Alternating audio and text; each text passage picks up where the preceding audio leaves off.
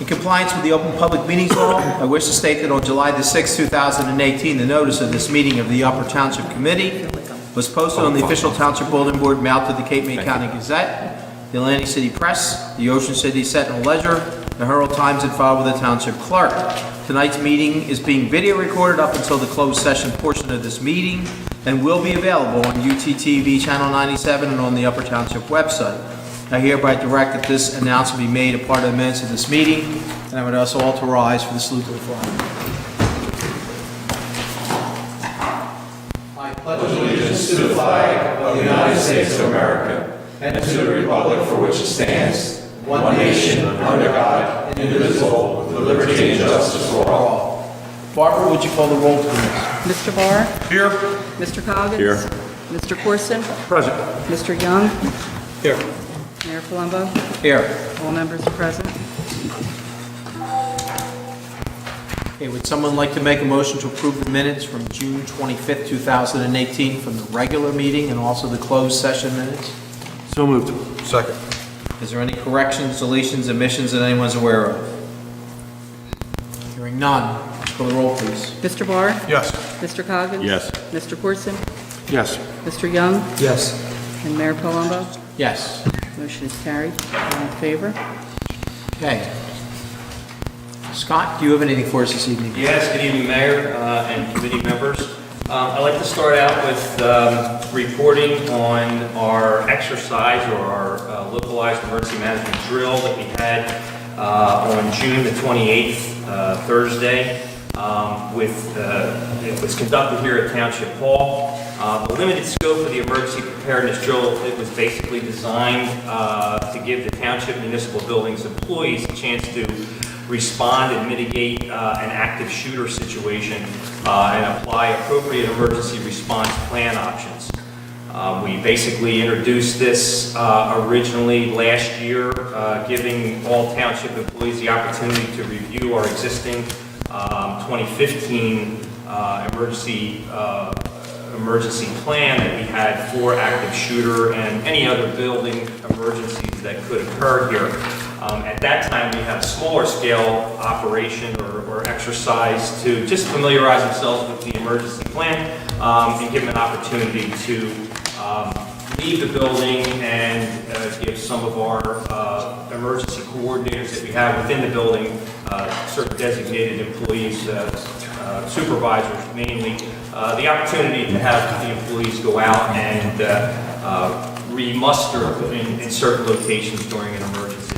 This exercise was, or drill was a little more enhanced, where we actually had, we were working with the Cape May County Prosecutor's Office, New Jersey State Police, Woodbine Barracks, the Cape May County Office of Emergency Management, the Ocean City Police Department, and all of our emergency resources here in Upper Township and emergency management, and some of our CERT volunteers for this exercise. So we had one of the state troopers retired, was acting as the quote-unquote bad guy, and we actually had some simulation fire during the exercise to exhibit as much realism as possible for the employees so they could see and hear exactly that type of stimuli that would be introduced during an active shooter or a real emergency.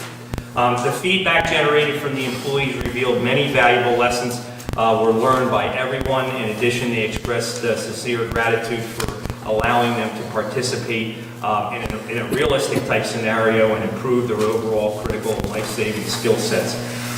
We did, of course, we had critiques done by our evaluators. They were the professionals that were involved, in addition to the employees that participated. They came up with some fantastic ideas that we over the next weeks and months will be implementing, in addition to going back to our emergency operating plan and revisiting it and modifying it, because as you all know, the plans that we have are dynamic plans and they need to be properly maintained over the years. So that was it for our exercise. I believe I did recognize just about everybody for the exercise that was here. A couple IT projects that we've been successful in completing. Paul and I have been working on the Wi-Fi upgrade to Township Hall. That was successfully completed within the last couple of weeks. And that includes not only Township Hall, but Department of Public Works and the EMS building. And we also completed our Active Directory upgrade, which has to do with our servers here. And also it does, it takes into account all the employees and their profiles within, once again, the Public Works and EMS buildings. We'll talk a little bit later during the closed session, I believe, about InfoShare. InfoShare is during open session, but I think I'll wait a little bit for that. That is InfoShare, by the way, is our CAD system that will be installed over the next few weeks, if in fact committee approves tonight's recommendation. And then July 4th was our other operation that we had for the, and I won't steal any of Hopi's thunder as far as 4th of July is concerned, but I just wanted to take the opportunity to thank all the employees, especially the clerk's office, Barb Young, Larry Cole, that participated and organized July 4th. Public Works, Mike Jones coordinated, Tommy Woolley, the parking operations, along with a few other Public Works employees. Upper EMS and Rescue, Tuckahoe Fire, Ed Carter, Chief Ed Carter for his fire command. Marmora Fire and Seaville Fire also participated. Some of my Upper Township CERT members, the Cayman County Sheriff's Department, and the New Jersey State Police. And the only issues that we really had that we're looking to monitor a little closer next year is some of the other fireworks that were set off that were really not controlled by us. They had nothing to do with the township. So we want to take a better look at making sure. And I know Larry Cole had made some inquiries to some of the sporting organizations that may have possibly shot some of these fireworks off. So, or possibly, I'm sorry, they were selling them, possibly found out that was not the case. So, but in any event, it is a danger. We don't want to have uncontrolled fireworks going on.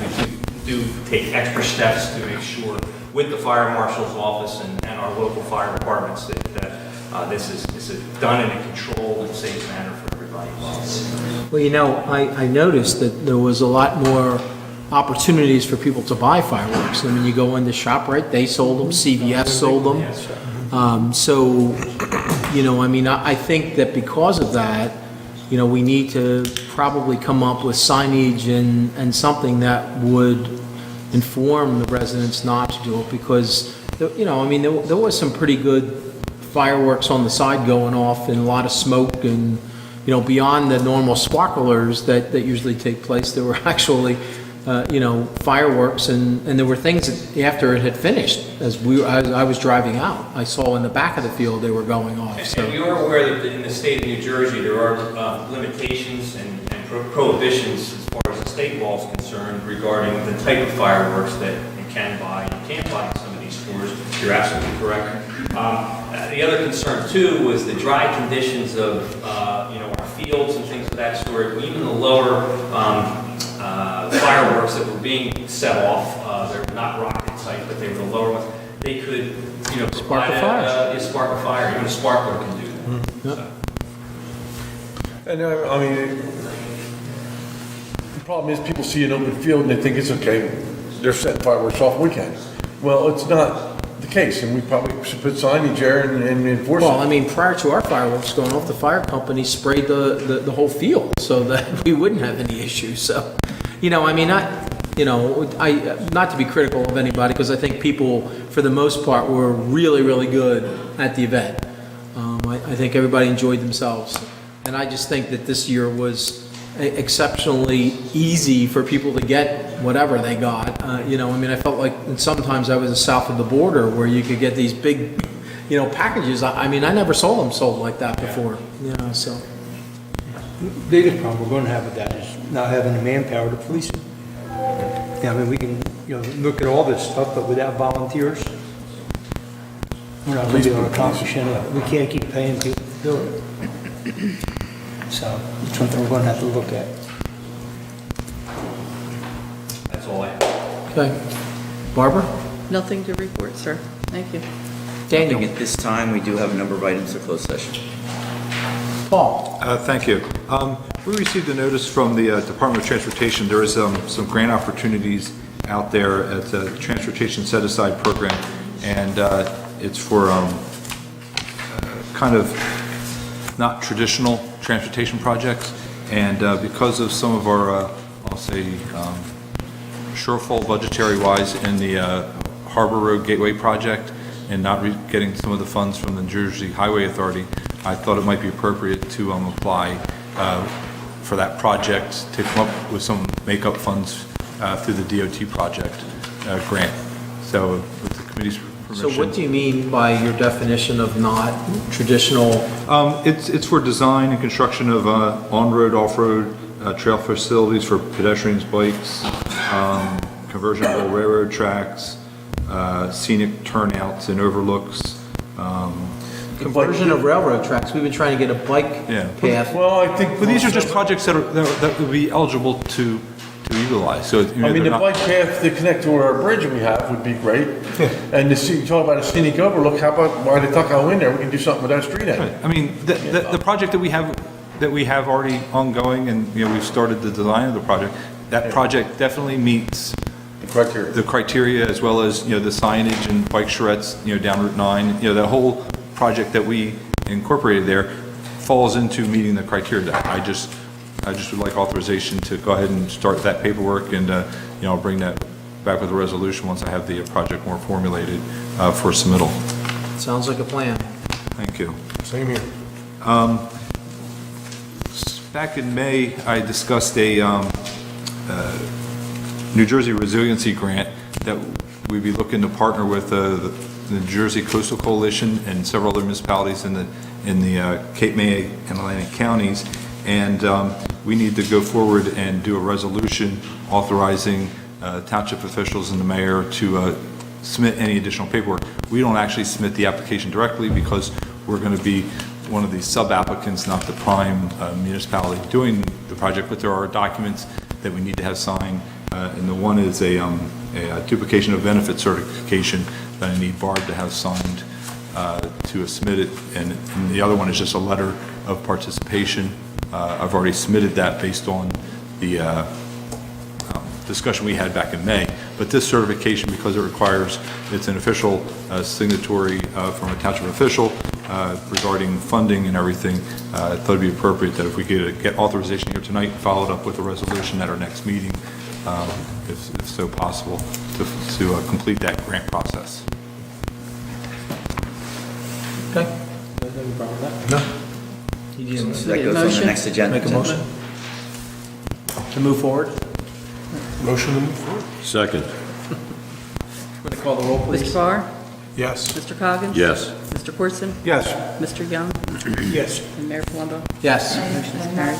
let me just clarify, that motion was to authorize me to sign the document that Paul needs for the grant. As But well I as, thought he needed a formal resolution for next meeting. we'll have the He does, formal but resolution. he also needs this document signed, saying that we don't have. don't Are have you any- signing it before the formal resolution? Yes. Yes. All right, well, So- is the committee aware of what this is for? Because you're not going to get the documentation on it until after it's signed. Right. Because I'm not sure what it's for. It's just a duplication of benefits that we have not received any HUD grants regarding the Superstorm Sandy. And is there any commitment we've- from us monetarily in the project, in the No. grant? No. Those are the main things that you look for. Does anybody want to Good. change, you want to change your motion? Well, they're talking about with the signature being after or prior to. Well, that's why with the motion and your approval this evening, it He's going to authorizes. follow up with a formal Can- resolution. Can we but- put a caveat? Will you mind, could you review it? Okay, send it to We'll me. He can sign it upon your review? Yeah, upon your review. How's that? Fine. I'm confident it's going to be okay based upon my questions, but Okay. that's okay.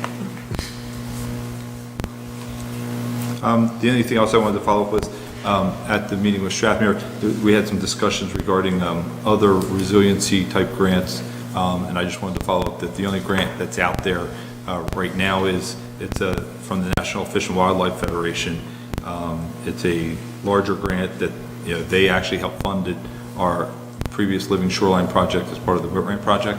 And however, that grant requires a matching contribution. So to do a project to the design to the scope that we had discussed about, constructing back bay dunes and the like of that to help really prevent tidal flooding, we would probably need in the order of a consultant of $50,000 to do that design. So we'd be looking at a match of at least $25,000 to even apply for that grant. Now, so we need to put up $25 just for the Well, application? it sounds like we need to put up 75,000 to get 50.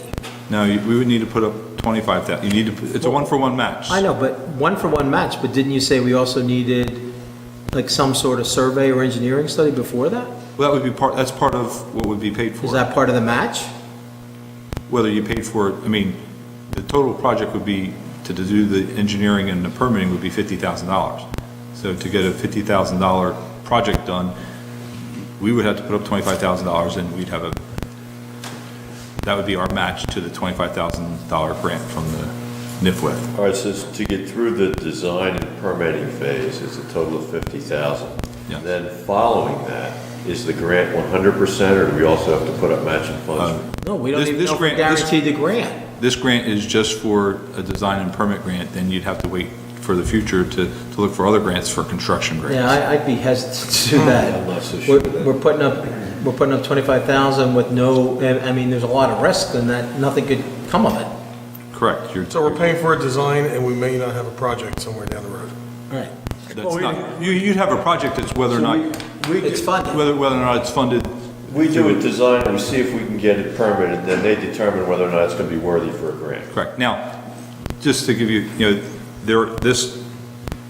the National Wildlife Foundation, they have a construction component to it, but, they kind of look at things in phases. They'll either fund a permitting design type project or a construction phase project. They won't fund both of them at the same time because they don't want to get too far, they want to kind of see the results as they go. So most likely in the future, if we got the engineering and the permitting done, then you can apply for the design. Now, part of what we'd be looking at to do a lot of the design is, a lot of the material is using dredge spoils.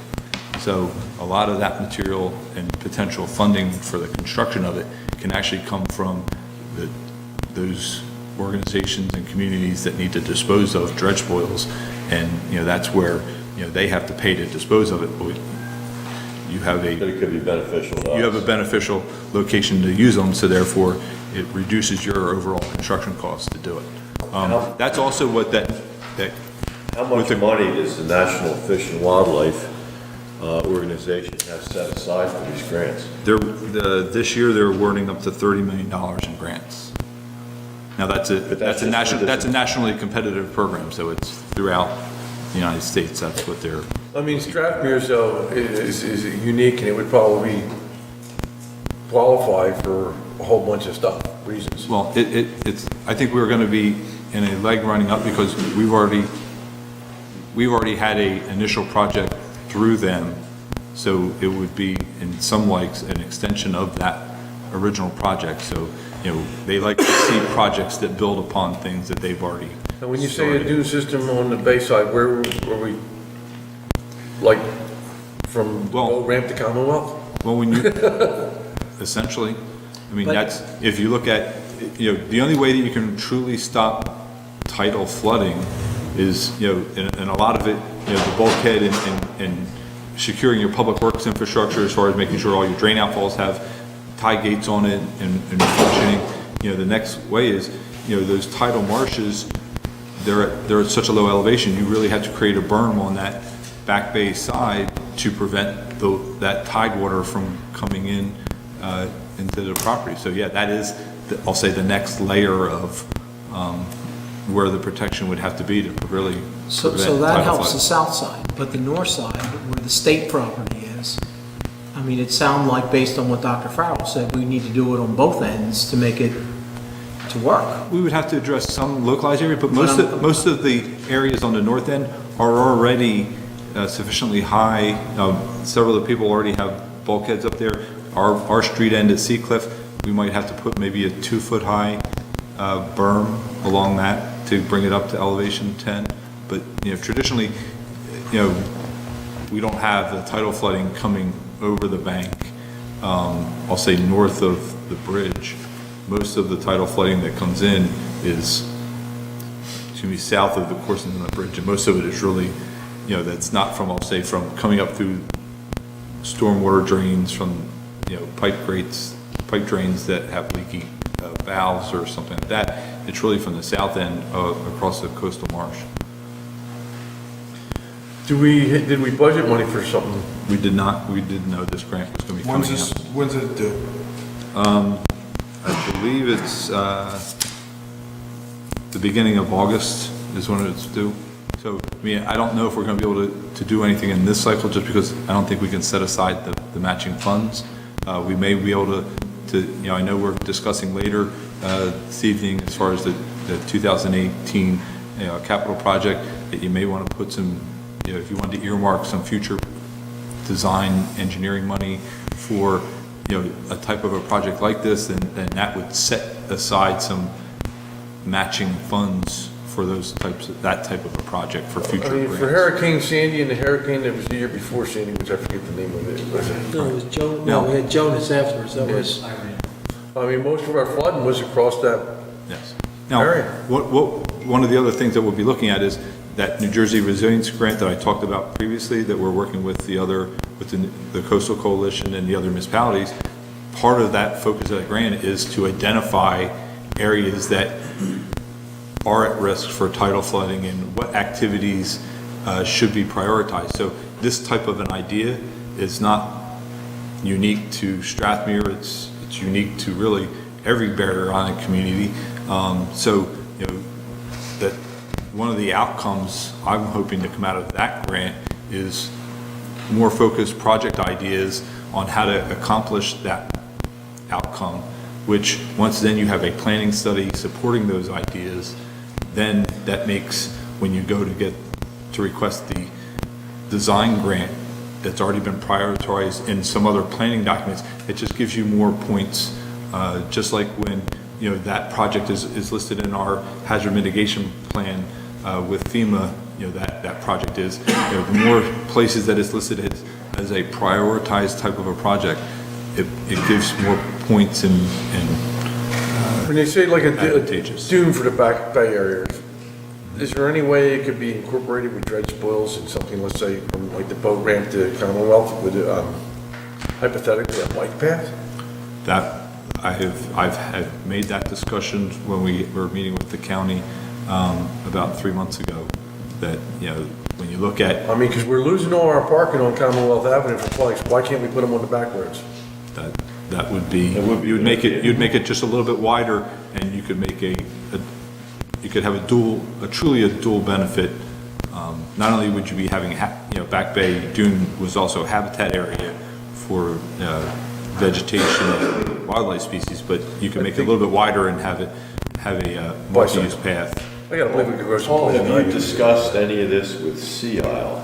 Because there is going to be a certain interface there that's going to have the same type of I've had some elevation. it's tough to go all the way to Sea Isle because you have, we have Taylor Road that runs back out, so that kind of intersects it. Sea Isle, I think it's Second Street runs out. So, there are some conflicting points that would have to be addressed, but it's a common issue, and it is an issue that I have discussed with the Sea Isle's engineer, and he had to say, a similar idea with the bike path idea. So Well, see, aware of this grant, what I'm getting at is, if two towns go to the Fish and Wildlife Commission, then possibly it would give a little bit more strength to our grant application. it likely could, And yes. sharing the design costs. That's another good idea. I'm in favor of it because that's what we. I think it's a good Well, idea. I guess my question we're is, talking and about I'm water. not suggesting we do this, but, is it a stretch to take it from what we have in surplus for beach replenishment, that we could use it for that? Because it kind of is the same mitigating thing. I'd have to look into that. Is it beach replenishment or is it shore protection? Well, we're kind of talking potatoes and tomatoes here, but, I'm just speaking out loud. you know, I mean, obviously. I have to look into that. I don't know if that would be. And I think it's good to have this discussion to plan to the future. I don't think that we could do all the bond information, you know, I don't know if we could pull I'm everything not together. suggesting we bond it, I'm Well, no, suggesting. I'm saying, to, right, but if, from the For the reserve. for beach That's what I'm saying. Oh, not from the bond itself, but from the Right, reserve. I'm saying capital. that if we could somehow consider that, you know, I mean, I realize we have strict guidelines with the budgetary lines, but, you know, if that's something that potentially could be there for us, it's something that we could consider. I mean, my thinking is, you know, will these grants be available next year or the year after that, you know? So, you know, we might want to try and get involved with this, you know, while it's available for us. When did we first receive notification of this grant? It was just advertised, I'll say. I mean, I think it was gosh, last. they don't give you much of a window They give to you, respond. they give you very short window. I think they have a webinar later this week regarding it, and I think it came out, the date here, I think mid-June. They give you very short windows to pull. And by that time, everybody has their budgets together anyway, so. You know, the other thing too, looking forward with this, if you remember in some of our discussions with Jim Rotella, he had indicated that the Army Corps of Engineers was going to start dedicating funding to intercoastal waterway grants. And with the intercoastal waterway flowing behind Strathmere, this may be something that we could kind of tie into one of those projects.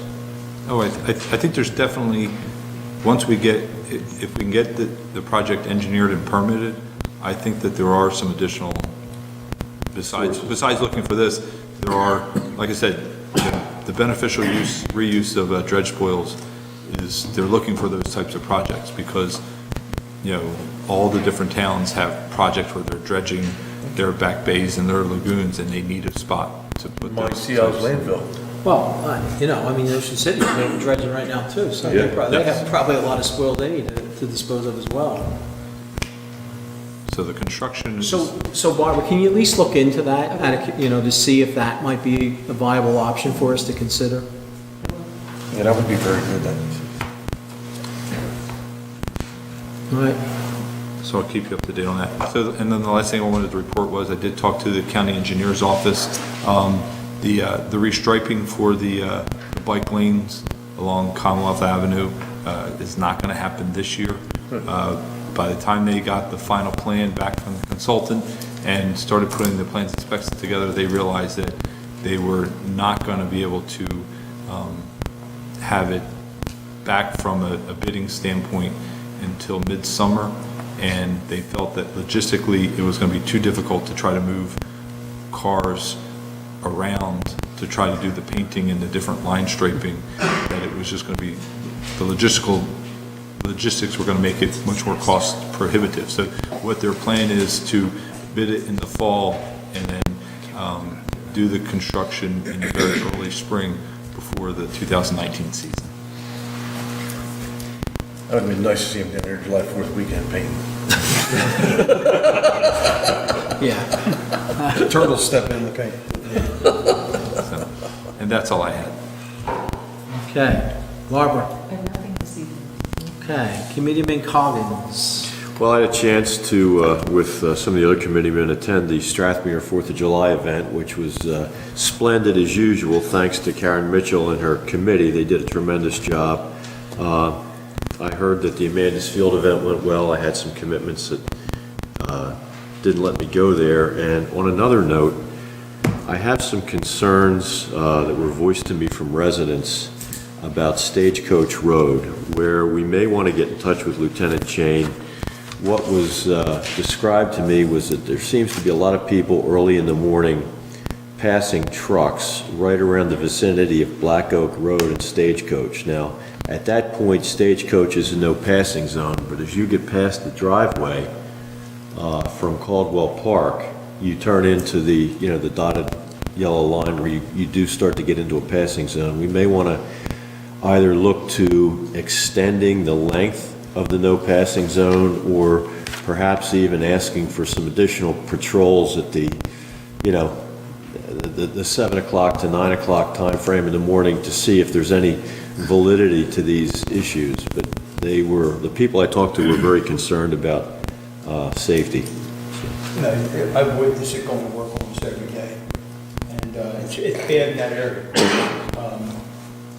Myself, I like to see all of Stagecoach be no passing. That way we help control the speed limit also. If it's 35 and a car in front of you doing 35 and there's no passing,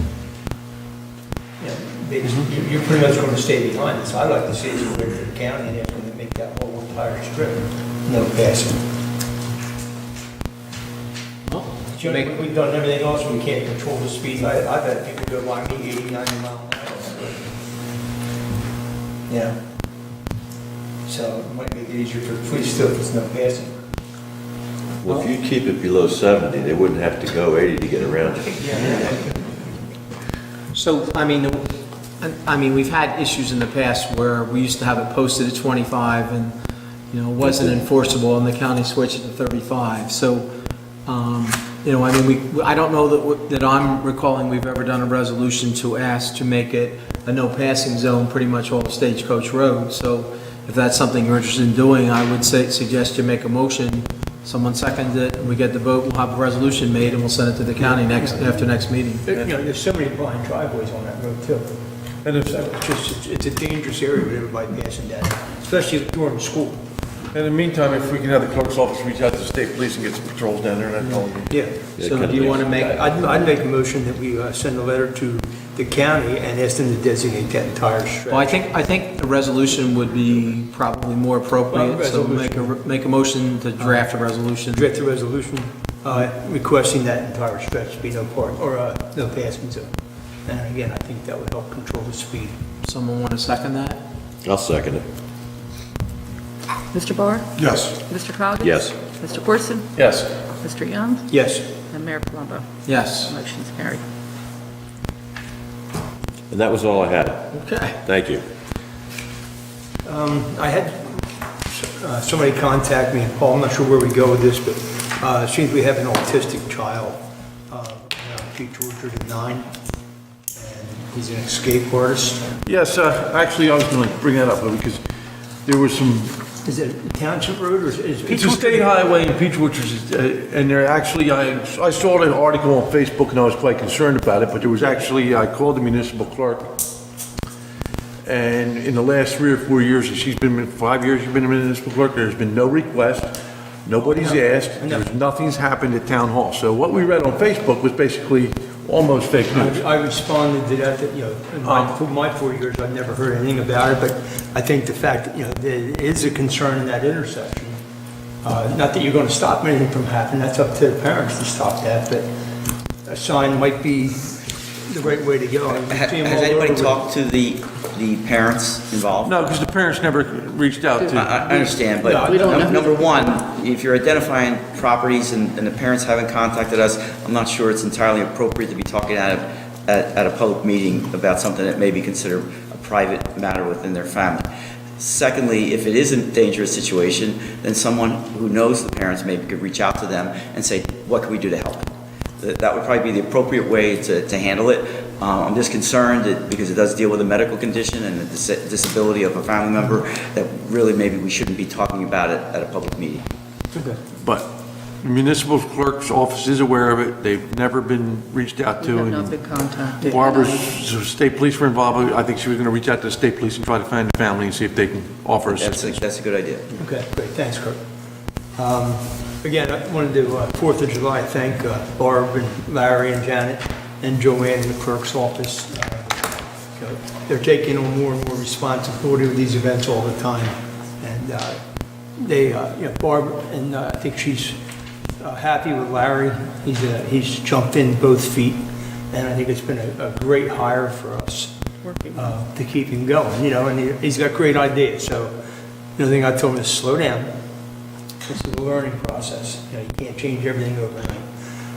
Same with Scott, OEM, fire, rescue, the sheriff's department, state police, and so on. And I also wanted to thank, we had a really hard time this year getting volunteers to work it or even employees to work it. We only had 4 employees work it this year.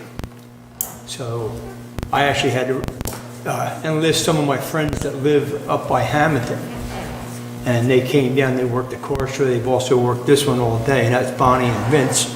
And, I just want to go on record, they worked with Barb and Larry on the giant slide all day long in that heat. And they don't have a dog in Did a this. great job. They come down to help out because they enjoy it. And we need more of that if we're going to continue these events. We need volunteers to make this cost effective for everybody else in the township. We can't keep paying people. We can't keep paying people to park cars.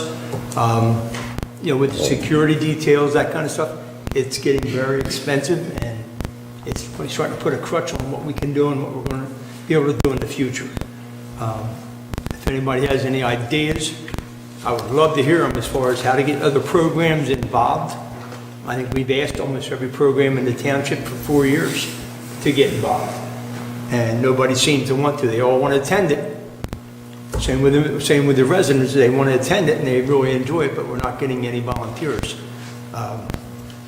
So it's the same 4 people pretty much. I mean, we're lucky, Tommy, Woolley, Mike Jones, Mangum, and Bouchon. I guess that's how you spell it. I call him Bus because I don't even know how you spell his last name. But they worked their backsides off the entire day parking cars, and everything went well as far as the overall event. Most of the vendors did well.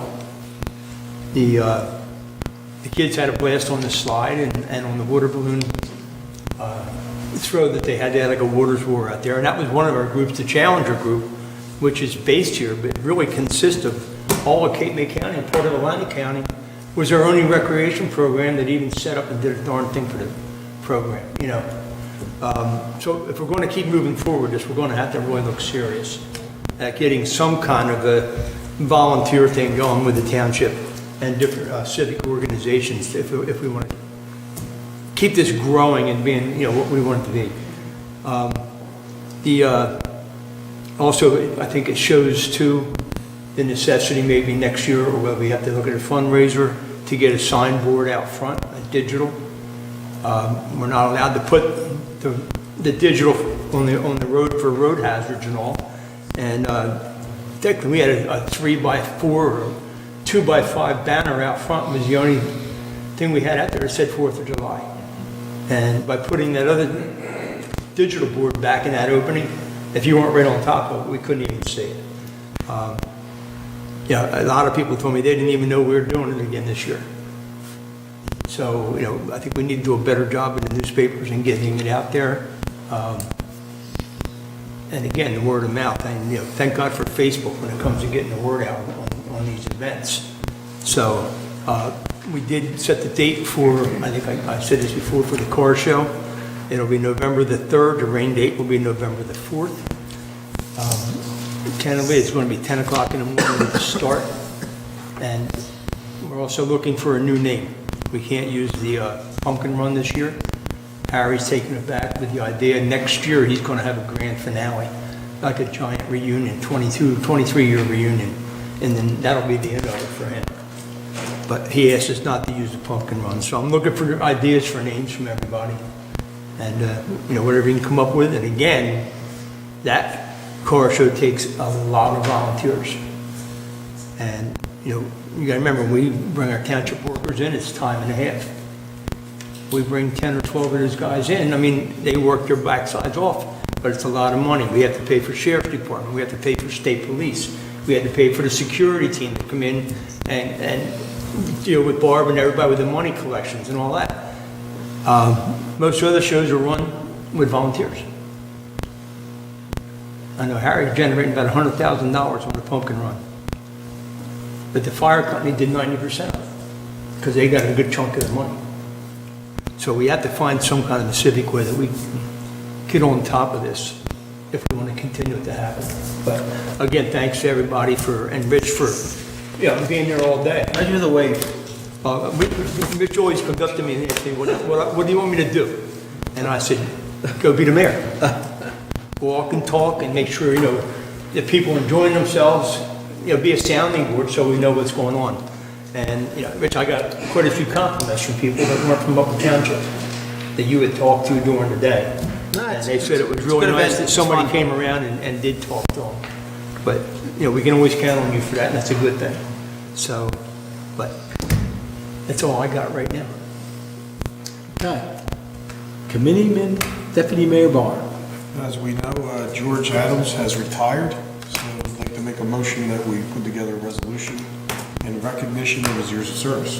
Great idea. How many years you got? Second. How many, about 30 years? Over 30. You had that 25 or 30 years. I think it's a little over 30. It's great. Well, initially, he great wasn't our dedication. employee, he was a county special services, worked for, Yeah. he started with us under them.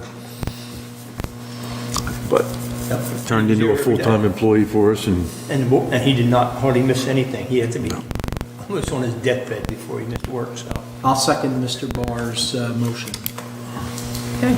Mr. Barr? Yes. Mr. Coggins? Yes. Mr. Corson? yes. Mr. Young? Yes. And Mayor Palumbo? Yes. Motion is carried. Have that at the next meeting. Committeeman Corson? At this time, I have nothing, Mr. Mayor, other than Fourth of July was a wonderful thing. I saw some of the fireworks, and obviously the parade was a very nice, well-attended And you event. did a tremendous job driving us with the tractor too, by the way. Well, I don't know if you noticed, it was my son driving, not me. My apologies, to everybody in Strathmere who put that on. I had to be down here, so it's just too hard for me to get to the And place. there was a great turnout in Strathmere for the July 4th parade. I only wanted to add that last Saturday a week ago, Paul talked a little bit about it. We had a meeting with the residents of Strathmere, especially those that are affected by a discussion for the bulkhead and, you know, what we talked about, you know, earlier. I thought it was a very productive meeting. Ed joined me, and Barbara was there as well. You know, I think that, you know, we got some, you know, real good information. I think we were able to, you know, calm some fears that we were going into this full steam and that we had already made up our minds what we were doing. But I think more importantly, that a lot of the residents that have had issues with the DEP, you know, stressed that what we were saying, you know, was true. And, you know, and I think that's part of the problem, you know, making sure that we have all the facts that are out there for everybody to understand. So I thought the meeting was very productive. We decided that after that meeting, we're going to try and have another meeting sometime in early September before all the folks close their places up and head to wherever they're going for the winter, so that we can get, you know, as many of those summer residents as possible. And then, you know, we can continue that discussion and, you know, where this grant thing goes from this point on, you know, that's something that will add to our discussion that we had on that Saturday. So, again, I want to thank the people that came. I want to thank Paul and Ed and Barbara for their help. And it worked out very well, so. That's all I have, so let's move on to the resolutions. Item number 1, honoring Andrew Holloway on attaining the designation of Eagle Scout. Move the resolution? Second. Mr. Barr? Yes. Mr. Coggins? Yes. Mr. Corson? Yes. Mr. Young? Yes. Mayor Palumbo? Yes. Motion is carried. Congratulating employee Patty Smythe of the Upper Township Tax Office for her winning entry in the Upper Township Safety Award Program for the second quarter of 2018, and Patty's suggestion was a manhole cover on Stagecoach Road that was open. Move the resolution? Second? Mr. Barr? Yes. Mr. Coggins? Yes. Mr. Corson? Yes. Mr. Young? Yes. Mayor Palumbo? Yes. Motion is carried. Item number 3, congratulating Alexa Johnson, Allie Martin, Jacob Schneider, and Zach Card for winning bicycle safety contest. Move the resolution? Second. Mr. Barr? Yes. Mr. Coggins? Yes. Coggins? Mr. Corson? Yes. Mr. Young? Yes. Mayor Palumbo? Yes. Motion is carried. 4, authorizing the township operator to enter into a lease management agreement with the County of Cape May for the property known as Block 451, Lot 19. Move the resolution? Second? Mr. Barr? Yes. Mr. Coggins? Yes. Mr. Corson? Yes. Mr. Young? Yes. Mayor Palumbo? Yes. Motion is carried. Item number 5, renewing mobile home park licenses. Move the resolution? Second. Mr. Barr? Yes. Mr. Coggins? Yes. Mr. Corson? Abstain. Mr. Young? Yes. Mayor Palumbo? Yes. Motion is carried with 4 in favor. Item number 6, renewing campground licenses. Before you move, act on this one, the campgrounds is being deferred until next meeting, that's Echo Farms, so if you approve the resolution, Echo Farms will not be in it. Move the resolution minus Echo Farms. Second. Mr. Barr? Yes. Mr. Coggins? Yes. Mr. Corson? Abstain. Mr. Young? Yes. Mayor Palumbo? Yes. Motion is carried with 4 in favor and 1 abstention. Item number 7, renewing the campground license for Whippoorwill Campground. Mr. Young, considering that there is pending litigation that we've been discussing here, what's your recommendation? Well, the litigation hasn't commenced yet. There are violations. This resolution is, that's why it's separate. It acknowledges prior violations, and the sites that it's being licensed for now are only the ones that were approved on its prior site plan, including the improvements that apparently were never approved. So this has been vetted by our special counsel, and the resolution itself acknowledges what you just referred to. And we don't waive any rights. Move the resolution. Second. Mr. Barr? Yes. Mr. Coggins? Yes. Mr. Corson? Abstain. Mr. Young? Yes. Mayor Palumbo? Yes. Motion is carried, 4 in favor and 1 abstention. Item number 8, appointing the 2018 season beach patrol personnel. Move the resolution? Second. Mr. Barr? Yes. Mr. Coggins? Yes. Mr. Corson? Yes. Mr. Young? Yes. Mayor Palumbo? Yes. Motion is carried, is all in favor. Item number 9, authorizing the execution of the NJDP TWA 1 application statements of consent form regarding 14 East Whittier Avenue in Strathmere, Block 848, 845, Lot 8. Move the resolution. Second. Mr. Barr? Yes. Mr. Coggins? Yes. Mr. Corson? Yes. Mr. Young? Yes. And Mayor Palumbo? Yes. Motion is carried.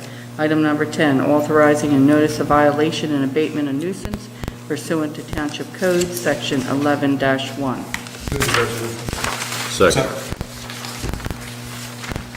Mr. Barr? Yes. Mr. Coggins? Yes. Mr. Corson? Yes. Mr. Young? Yes. Mayor Palumbo? Yes. Motion is carried with all in favor. Item number 11, authorizing the Upper Township Tax Collector to extend the 3rd quarter grace period. Motion to authorize. Second. Mr. Barr? Yes. Mr. Coggins? Yes. Mr. Corson? Yes. Mr. Young? Yes. Mayor Palumbo?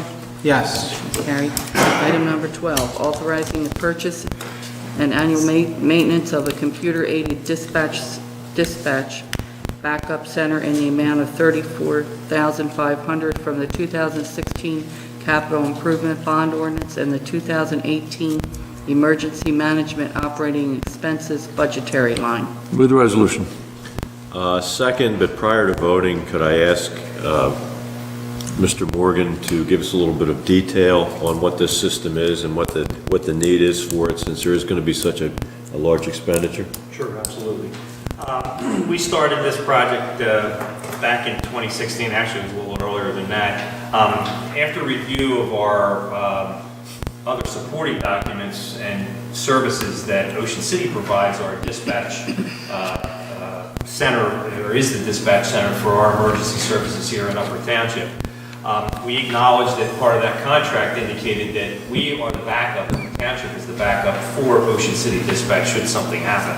So one of the requirements is that we have a computer-aided dispatch software program here to facilitate them coming over to Upper Township and becoming part of our operation should that need ever occur during a Hurricane Sandy or something that would require their operation to shut down, and we would become the backup center.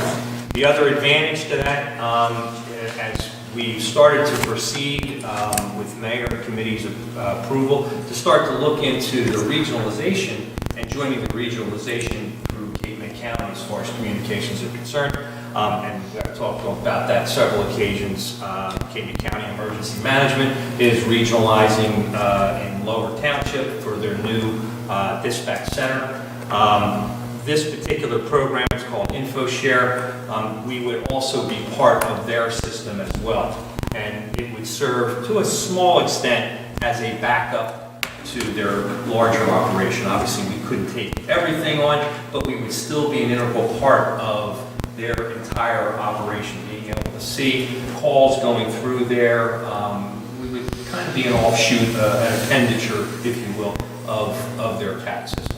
But primarily, we would serve as a backup for Ocean City.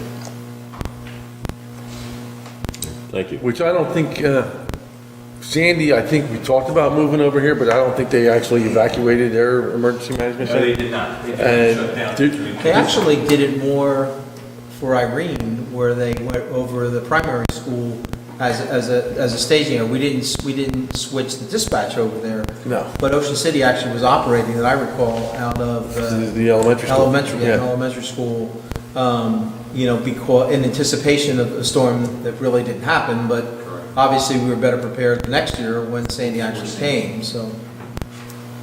Hopefully that day will never come, but it's very important that dispatchers and some of our dispatchers, or some of the dispatchers that work in Ocean City, happen to be our EMS personnel here. So they're already trained, so we have a distinct advantage there, that if anything should happen, they can take and start the system up. And it's a good working relationship between Ocean City and Upper Township, and it's important to have a software program that everybody stays up with, because it's, you don't just go sit down and plop yourself in front of a radio console and a software program and be able to use it right away. So it's going to require training and whatnot, both on the part of Ocean City Dispatch to come over here, and we've already talked over the last couple of years, we'll end up achieving that training process as we move on, and then start to work, as we start to move toward the potential regionalization, we'll start to work with the county as well. You good? Thank you. Yes. Mr. Barr?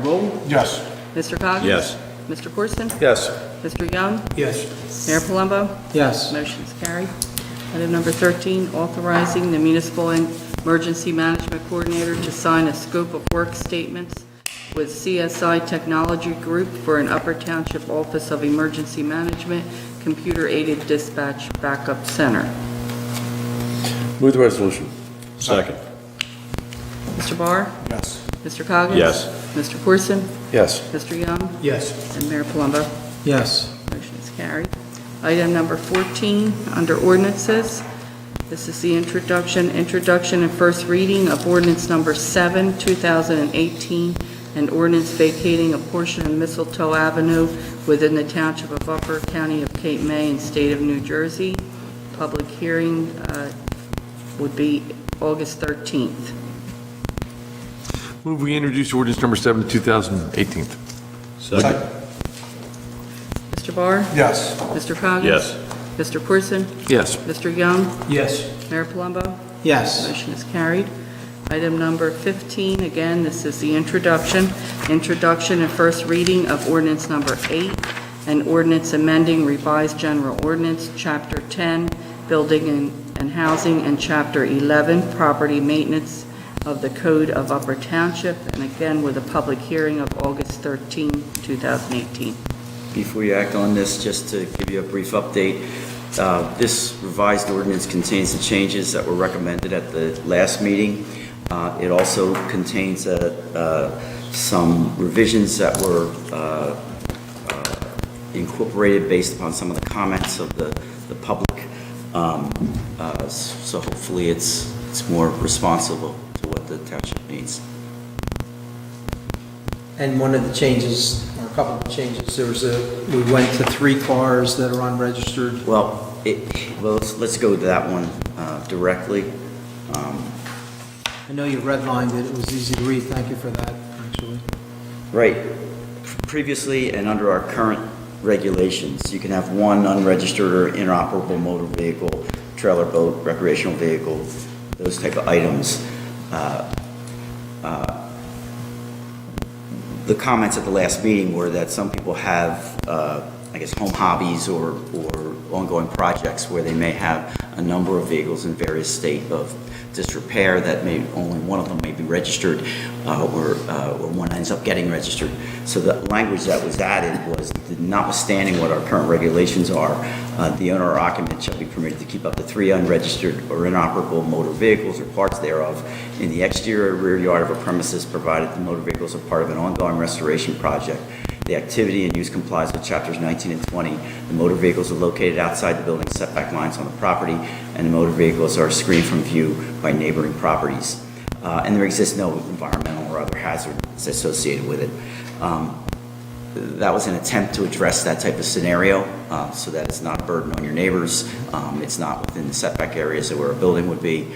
And again, these are vehicles or parts thereof that aren't registered, that are inoperable, and are out openly in the yard. And we've had, as you know, over the years, a number of problems with people that have turned that type of scenario into a junk front yard or backyard or a junk area. And this is something that... So we're going to limit it to 3 if they're used to rebuild other cars and that kind of stuff, Yes. so that we don't wind up with 20 cars in a yard. I'm sorry, can you speak So up? we don't wind up with 20 cars in a yard. Right, we have some that have exorbitant amount, so you have to draw a line somewhere, so that was the suggestion that was taken from the last meeting. Okay. And because frankly, you have to, if it's a significant activity, it may also be questionable as to whether or not it's part of a residential use, or is it a business? Because if you have numerous autos, and that's something that's an expanded activity, it may be a commercial use, which you can always come in and get the approval from either the zoning or planning board to do that, depending upon what zone you're in and whether it's permitted. But this is something that was expected to be ancillary to the current occupant's use, that it's allowed, people are allowed to have home hobbies. Okay. Did you want to talk about any of the others? But the other ones are what we recommended primarily from the last meeting. For example, with respect to campers, it can be hooked up to a utility as long as it's necessary for its ongoing use off-site, that type of thing. We also changed a section to comply with what we're doing now in terms of the grass, weeds, and debris. We It's added 10 the debris inches. because we didn't have the debris in the last version of it, but it was in our current ordinance, and we do have problems sometimes with people putting old beat-up furniture on their front lawn and not picking it up and so forth. There was a typo, I should point out. Paul So it went from unfortunately hit an 18 8 to 10, instead of right? a 0 on the height of the weeds and grass. So it's back to what the current ordinance says this now, 10 inches if you have weeds and grass. There was a question with respect to what's the difference between a weed and a plant, and cultivated plants and gardens are not considered weeds. Then on the trailer, we were in that, they can't be habitated, correct? Right. But that Yes. gives us the clout Yes, that it's we need. essentially what we talked about at the last meeting. Okay. Just want to make If sure. you want it's to read still- it, I can, but it's essentially what we talked about at the last meeting. All right, so we've had some discussion, and we have the date that we're going to have a public hearing. Would someone like to make a motion to introduce this? So moved. Second. Mr. Barr? Yes. Mr. Coggins? Yes. Mr. Corson? Yes. Mr. Young? Yes. Mayor Palumbo? Yes. Motion carried. Item number 16, introduction and first reading of ordinance number 9, 2018, an ordinance to amend Chapter 13 of the Code of Upper Township to permit wireless communication facilities in the public rights-of-way. Now, before you introduce this, we talked about this a number of months ago. There have been some minor revisions to the draft that we had at that time. This is the connections that are on the end of existing poles to enhance cellular activity. We have had some requests in the Strathmere area to do that because sometimes there's an overload, and especially in the summertime in that area, and the coverages are bad. The ordinance requires that they meet certain standards, that it has to be on existing poles, it can't be over 35 feet in height, it can't be obtrusive, it can't be, if there's an aesthetic alternative, they have to look into the aesthetic alternative. It also has an appeal period where once the zoning officer would review the application. If it meets all the requirements of the ordinance, they would issue it. If it doesn't meet the requirements of the ordinance, or they want to go beyond that, for example, something that's larger than what's required, or a minor deviation, the township engineer can review it under the ordinance. If it's a minor deviation, and grant it. If the township engineer doesn't grant it, they have the right to appeal it to the township committee and say, look, this is why we need this in this area. And this isn't specific to one company, right? I know It's we're not doing specific to one Verizon, company. but We did It's get generally for, requests primarily from Verizon. Right. But this is to set up a uniform standard throughout the township to allow these type of things. And frankly, by federal law, you can regulate it, but you can't disallow it. And that's what this does. I'd make a motion to introduce. Second. Mr. Parr? Yes. Mr. Coggins? Yes. Mr. Corson? Yes. Mr. Young? Yes. Mayor Palumbo? yes. Motion is carried. Item number 17, under new business, Greater Tuckahoe Area Merchants Association requests use of the community center for a craft show on November 16th and 17th, Well, 2018. they've met everything. Yes, they have. Motion to approve. Second. Mr. Barr? Yes. Mr. Coggins? Yes. Mr. Corson? Yes. Mr. Young? Yes. Mayor Palumbo? Yes. Motion is carried. Item number 18, we have the bid results for the re-roofing of the municipal building. Paul? Thank you. We had, this was a rebid since the last time we bid. They were over the project bid amount. We did have 3 bidders. The lowest bidder was Journey Contracting Company from Millstone, New Jersey. They have all their documentation that they submitted properly and is in correct order. It's within the budget allotment for the project, and I'd make a recommendation that we award it to the lowest responsible bidder. Referrals and all, you're happy with it? Yeah, there was nothing that jumped out at me that would bring anything that you would say, hey, we couldn't go with the lowest bidder to go with the next lowest bidder. Make a motion to accept, right? Yep. Make a motion to accept the lowest bid. Second. Mr. Barr? Yes. Mr. Coggins? Yes. Mr. Corson? Yes. Mr. Young? Yes. And Mayor Palumbo? Yes. Motion is carried. Item number 19, under unfinished business, installation of LED floodlight on a new pole 200 feet from the existing pole number W26610 at Bayview Drive in Strathmere. Now, does the LED have the ambient light that goes down, or what? Yeah, it's essentially, it's the same head as a normal streetlight head. It's just, instead of having a halide light lamp in it, it has the more energy efficient LED lights in it. And typically the LED lights are also a more whiter light as opposed to, I'll say, the yellower light that you get with the older style street lights. This is gonna be down by the boat ramp. Yes, not right in front of the boat ramp. It's not gonna, it's not a floodlight, so it's not gonna, flood that area, but it'll provide sufficient light that if you come in and it's a little bit and it's coming in dark, you'll have enough light to be able to see to get from the boat ramp back to your car. Is it going to light up the parking lot a little bit too, or? It'll light up some, but I mean, it's not gonna be enough that you're gonna be able to work by, but it's enough that you can see, so you're not gonna trip or while you're Be able to walking. safely put your boat back on the trailer. I don't know, I'm kind of inclined to think that our boat ramps should be open from dawn till dusk, and that we don't necessarily, as a government body, need to provide light there. If somebody's coming in, first of all, anybody that's fooling around in that back bay in Strathmere after dark is taking a big chance anyway, or they really know what they're doing. The ones that really know what they're doing, they're gonna have lights on their tow vehicles that are pulling those boats in and out of the water.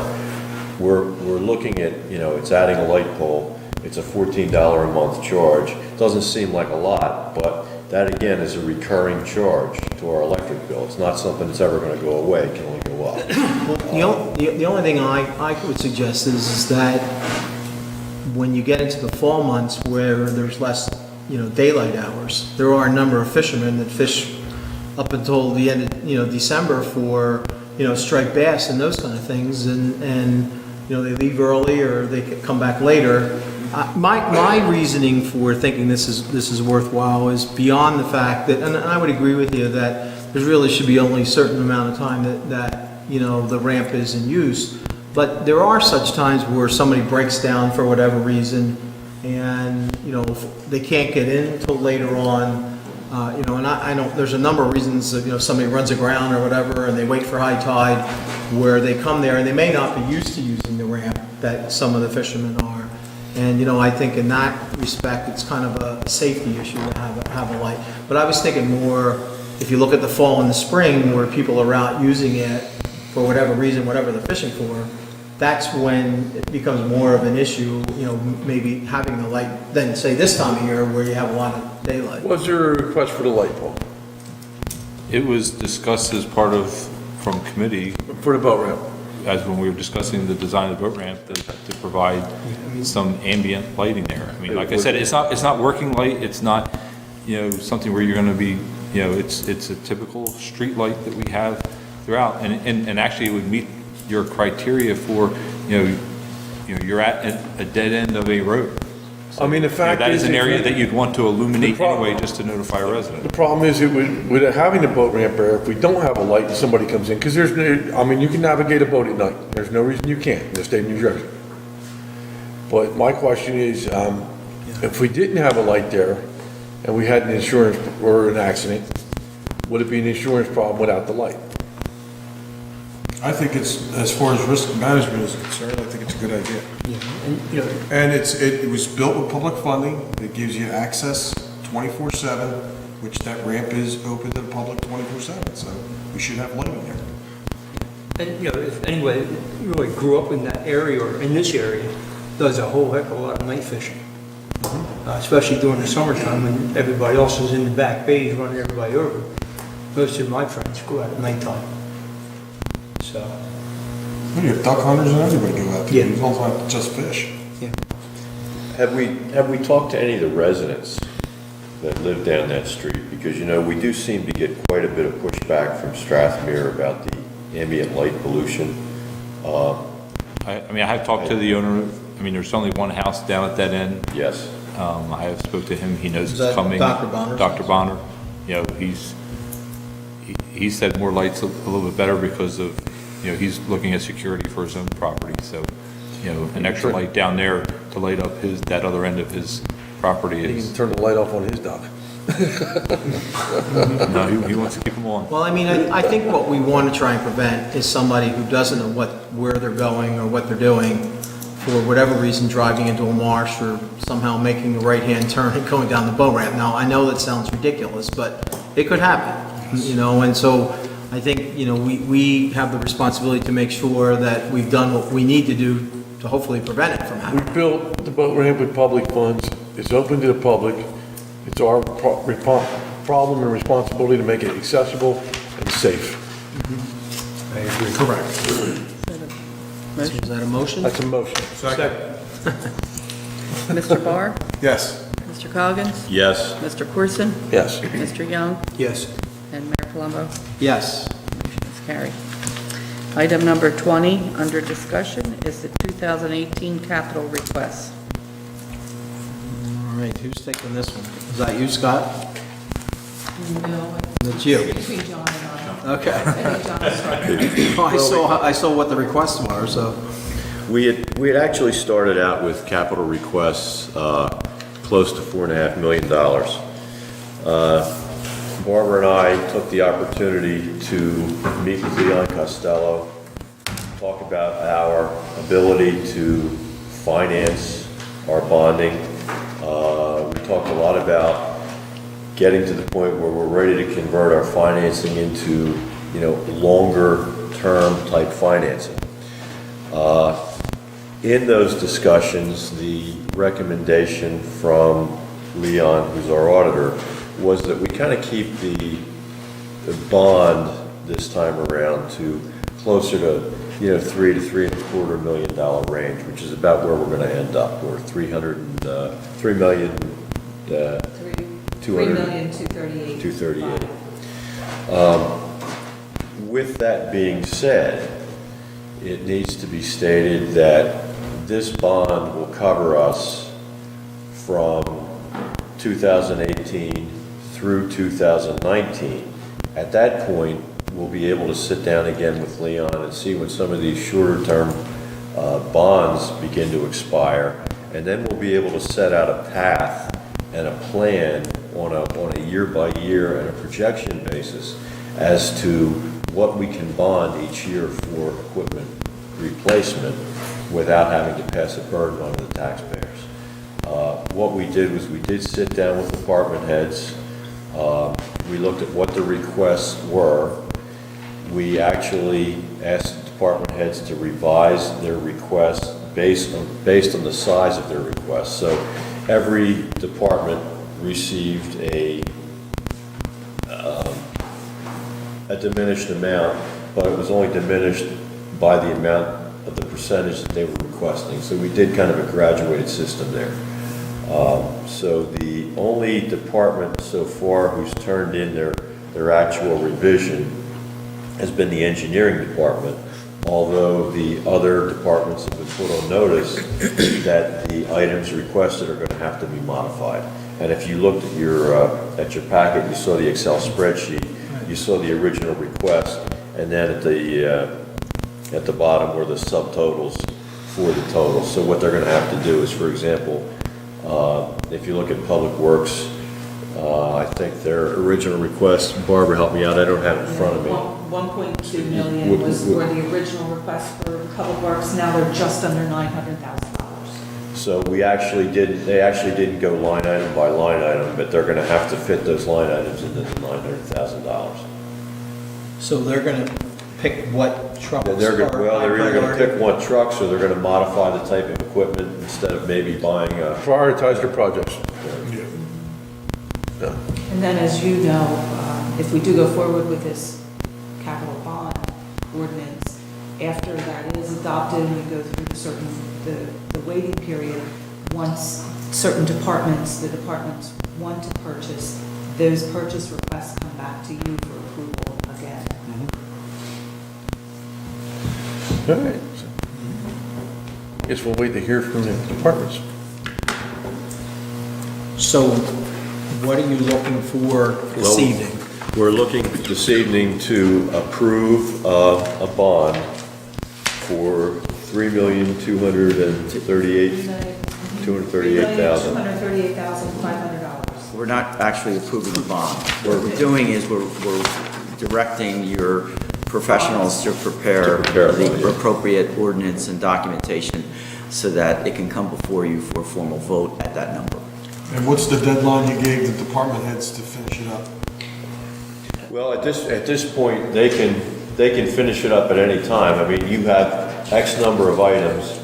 You may be able to change whatever items you have. We're going to put down the type of item. So in other words, if we say pickup truck, whether that turns into be a mechanic's truck or a recreation truck, it really doesn't matter. It's still the same category. The bond ordinance is going to have to be specific enough that shows those categories, shows what, it's going to be much more detailed than this. This is really just picking the big number. Correct. So but each item on the bond has to come in front of the committee. Correct. For approval. Before we spend the money. Because, I saw the initial list, and there were some things in there that, some people were shooting for the moon, stars and hoping to land on the moon.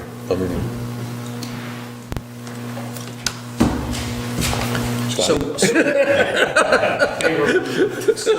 just to reiterate, we would be making a motion to proceed with the figure that was brought up, and then from there, we'll have further discussion before anything gets approved, even moving forward, right? You'll be directing your bond counsel and your financial advisors to prepare produce the the documentation for a proposed bond ordinance. And then you'll act on it or not act on it. and to the department heads, it would certainly make it a lot more clear for the committee to act on it if you have your final budgets in place. And if you want to see what that looks like, just contact the engineering department. And bond council will need to tighten up the list a little bit to give bond council some idea of what the purchases will be. So I will need some more information from department heads. So, John, someone want to make that motion? I'll make it a formal motion that we authorized our Bond council. professionals to get started. Second. Mr. Barr? Yes. Mr. Coggins? Yes. Mr. Corson? Yes. Mr. Young? Yes. Mayor Palumbo? Yes. Motion is carried. So I'd like to make a motion to pay the bills. I hereby move that all claims submitted for payment at this meeting be approved and then incorporated into the full minutes of this meeting. Second. Mr. Barr? Yes. Mr. Coggins? Yes. Mr. Corson? Yes. Mr. Young? Yes. Mayor Palumbo? Yes. Motion is carried. There are 3 municipal department reports: construction code, MUA report, and tax collector. All 3 will be available upon request tomorrow at the clerk's office. I'll make a motion to accept these reports. Second. Mr. Barr? Yes. Mr. Coggins? Yes. Mr. Corson? Yes. Mr. Young? Yes. And Mayor Palumbo? Yes. Motion is carried. So at this time, we've reached the public comment portion of the meeting. If anyone would like to address the Township Committee, now's the time to do so. Please state your name and your address and your reason to approach the Township Committee.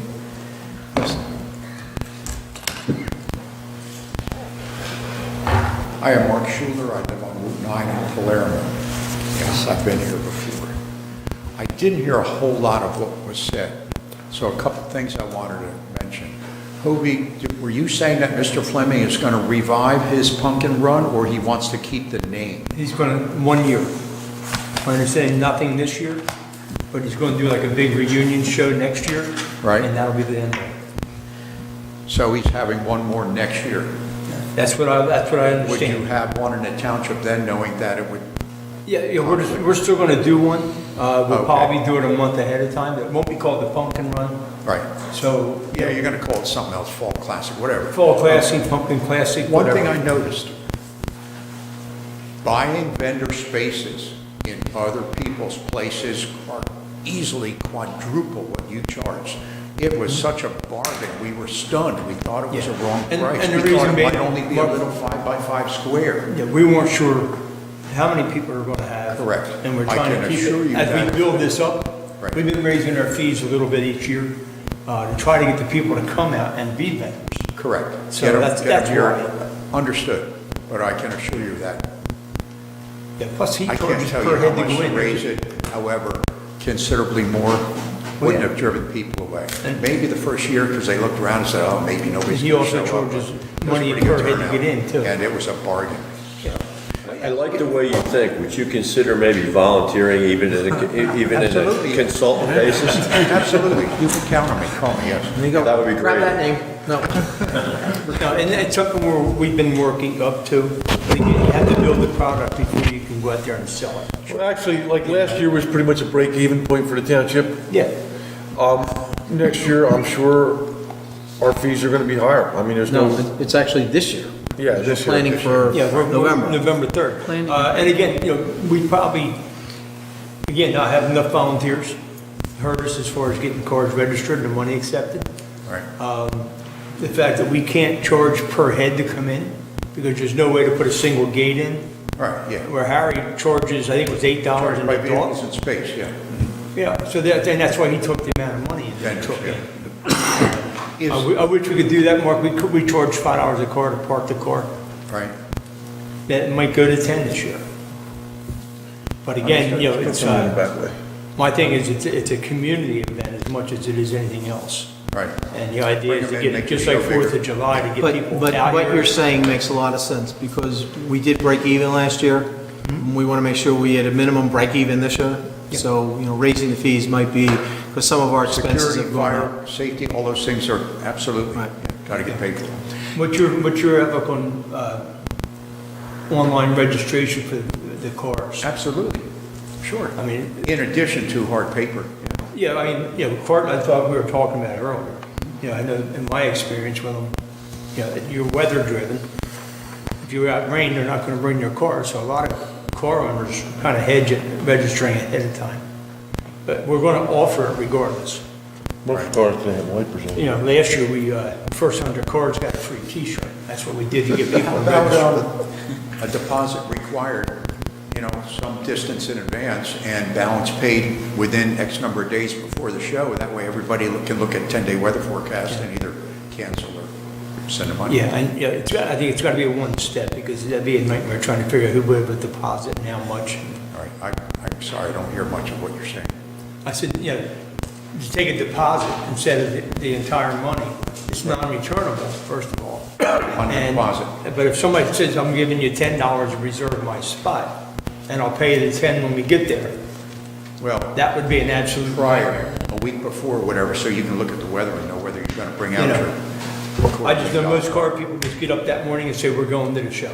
Right, I know. I don't want to limit that,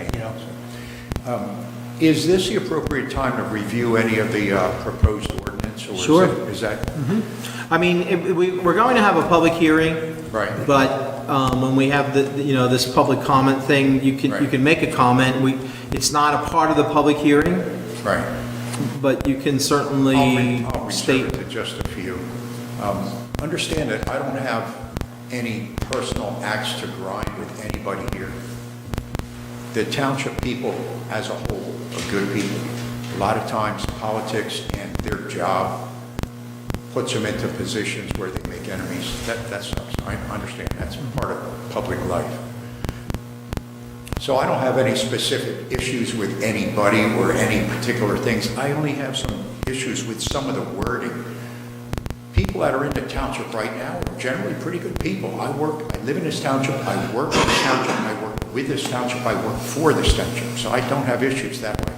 However, let's say 10, 15, 20 years from now, when there's different administration, different enforcement people and so on, some of the wording that's in here allows them to get pretty carried away with what they could do. Like, they can violate you for having some bottle caps in your yard because Shoopies throw it out the window on their way down the highway, that type of thing. Yeah, it says bottle caps, pull tabs and things like that. Really? I mean, that's out of hand. The issue with plants. It's got to do with litter. I'm assuming he's pointing to the litter, but it's a matter of degree. I mean, I don't think if somebody had a couple bottle caps, it would be interpreted that way. So I mentioned it. I mean, I don't want to, get into finite debates about it. I mean, And those things are already in our ordinance. Technically, you guys are not going to go walking down Route 9 and write violations if somebody with trash in their yard that somebody just threw there. I got to rake mine out front once a week. I'm not sure if this is what he's referring to, but in 11-1.8A, it says it's unlawful for a person to throw, drop, discard, otherwise place litter of any nature upon private or public property other than litter receptacle. Yeah, so that's not the property owner. That's more of a littering ordinance. Yeah, somebody that's throwing out of their car. That's in there now. We're not adding that. That's already there. And people should be aware, there's a $200 potential reward that the township has given in the past if you It's $250. $250 if you turn in somebody that's littering. That is something, and that leads to a conviction that that is a But the reward. judgment has to, for the guy to collect the reward, the judge has to impose the $500 fine, which sometimes the judge doesn't. But There are specific words that I felt were inappropriate. For instance, right in 10.4.1, no building, wall, or structure there which is or may become dangerous. I assure you, everybody's home in this world may become dangerous. Why is that word there?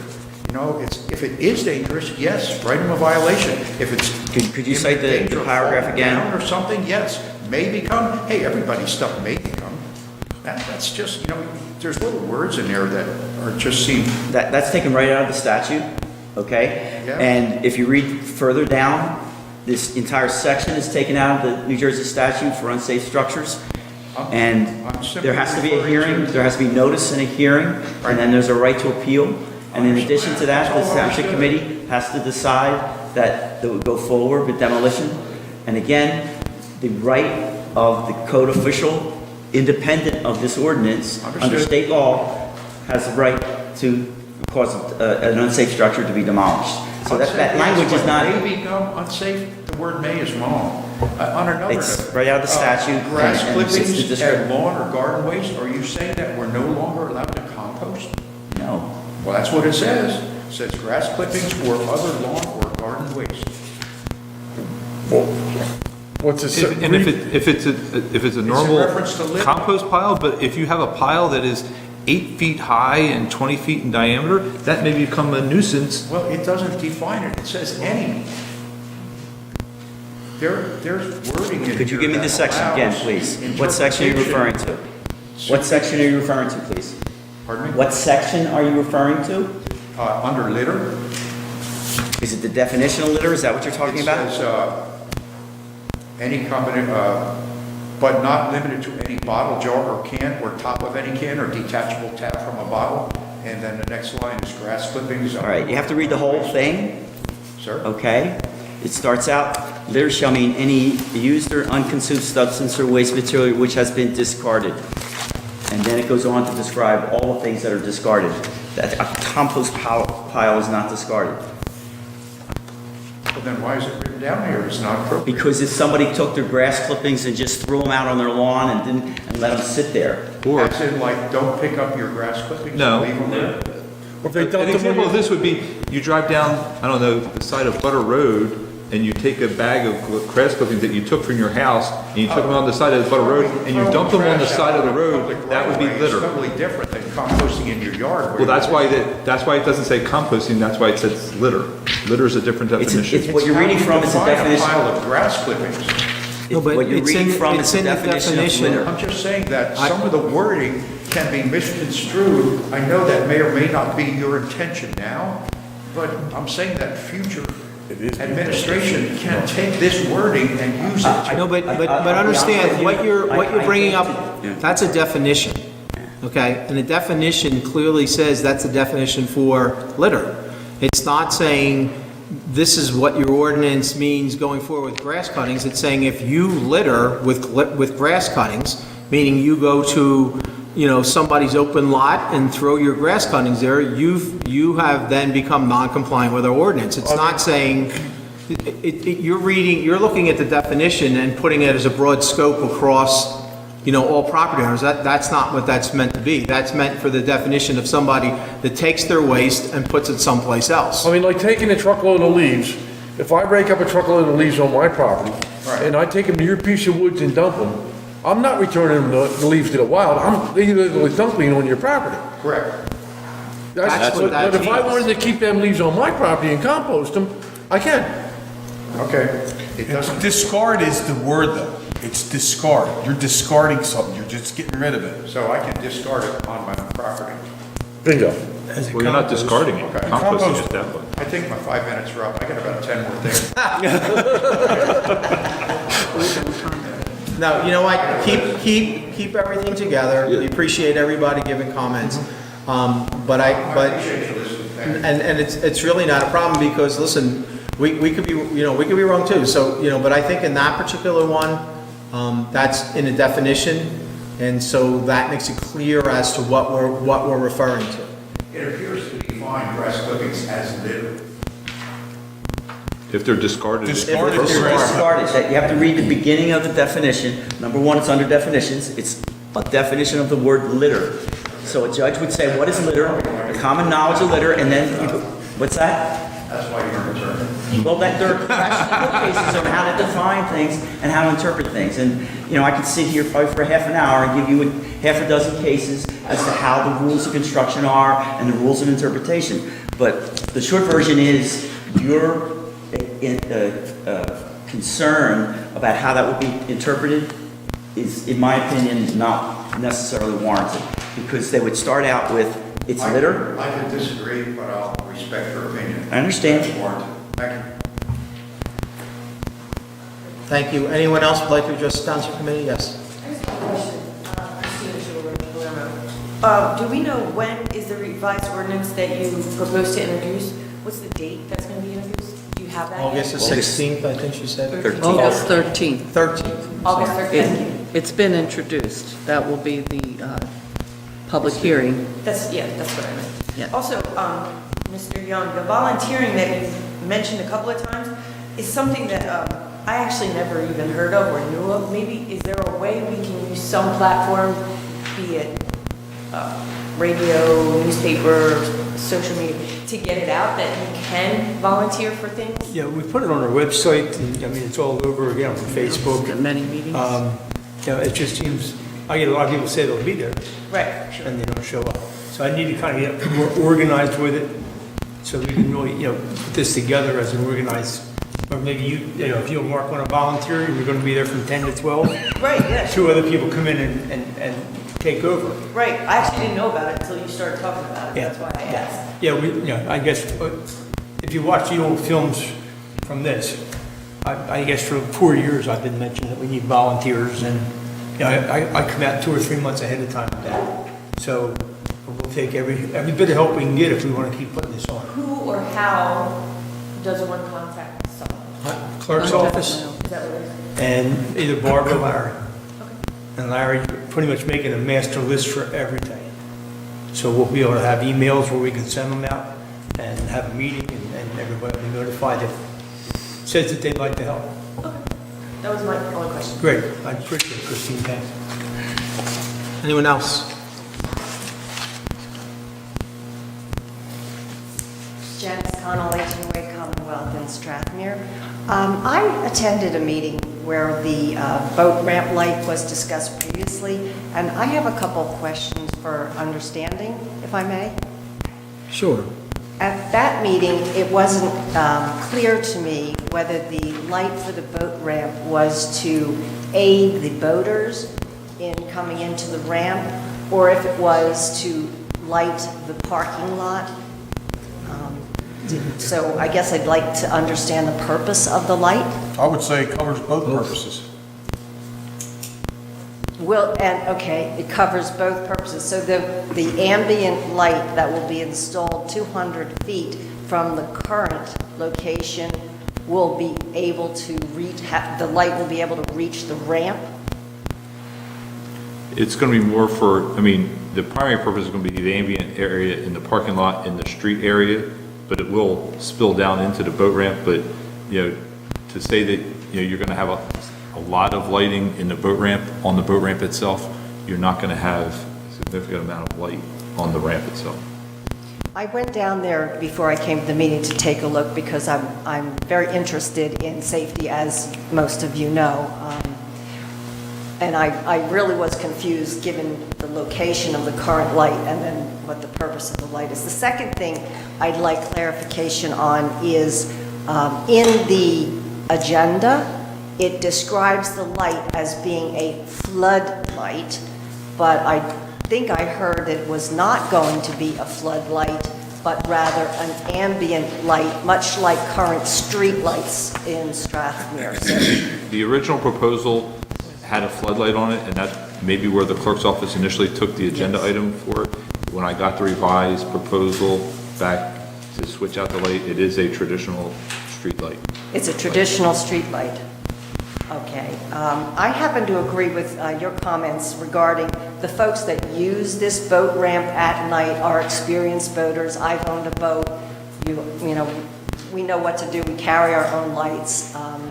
Inexperienced boaters coming in there with an ambient light, I'm not sure that's going to address the safety issue in its entirety. I agree that it's clearly from public safety and the parking lot will be better lit.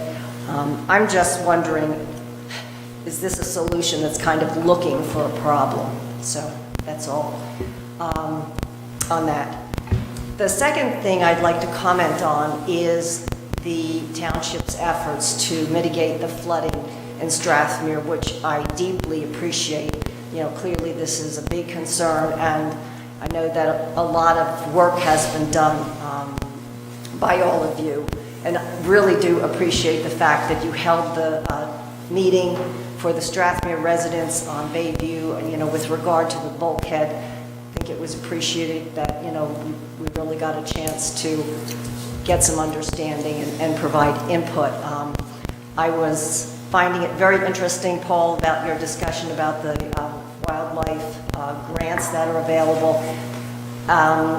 And so what I'd like to suggest is, why don't we put some money into developing a master plan for Strathmere, which would include a flood plan, a flood mitigation plan, and take a look at all of the opportunities for mitigation on a more broad effort and a joint effort, if you will, instead of what we'll look at the bulkhead here and, well, there's a possibility for dunes over here. Maybe look at it just in a more holistic manner, and that's my suggestion. But I do, again, want to express my appreciation. Know that Strathmere has been difficult when it comes to flooding, and I appreciate all of the work that's being done. Thank you. Anyone else?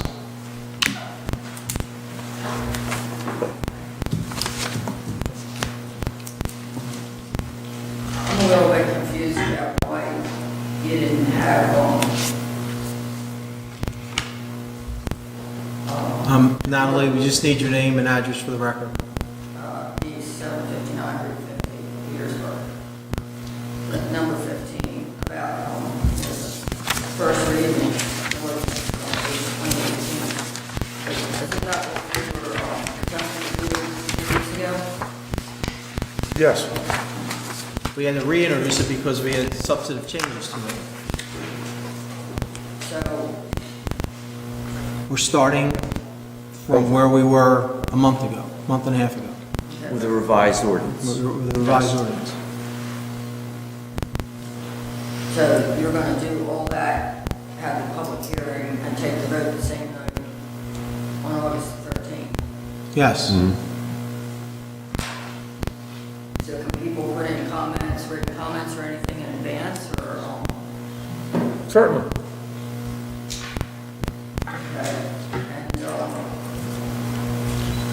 the Upper Township Library, does this township budget any money to the library?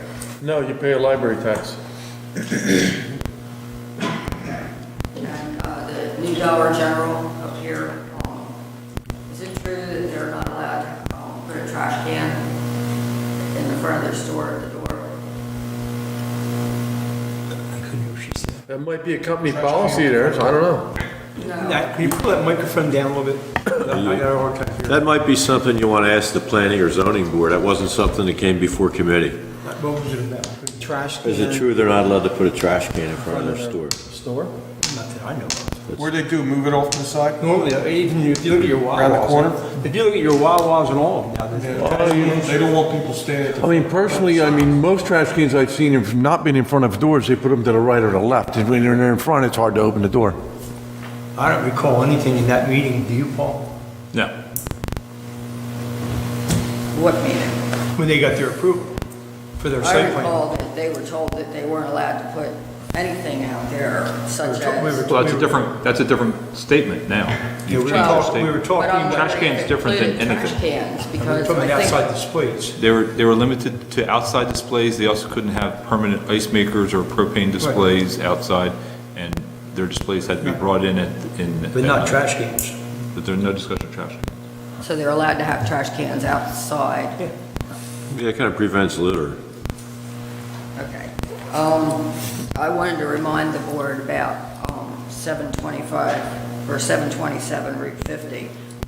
I had made a complaint with Dory Cooper about the property maintenance there, and I don't think anything's been done. Well, I shouldn't say anything. There was a lot done outside, but there were a couple of feet of water in that building and several water heaters floating around.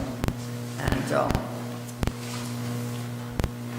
I think the property is a problem. So I'd like to bring that up again. And also, my neighbors next door, I've talked many times to you about them, and the violations over there I've complained about for over a year now, and 2 weeks ago, the dog was killed and landed in my front yard, And, there's issues now to the point that there's been police involvement there for 4 days straight. And I don't think that, this stuff would have come to, to this point if code enforcement had been doing follow-through. So I, in interacting with the police department or the police officers, there was mention about, bringing it to your attention. So 781 Route 50, I'm bringing to your attention. And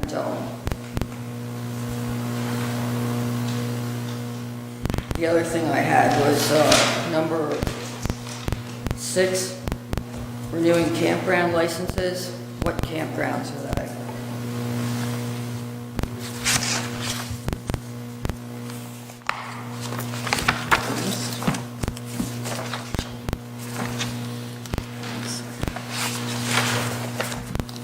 Get to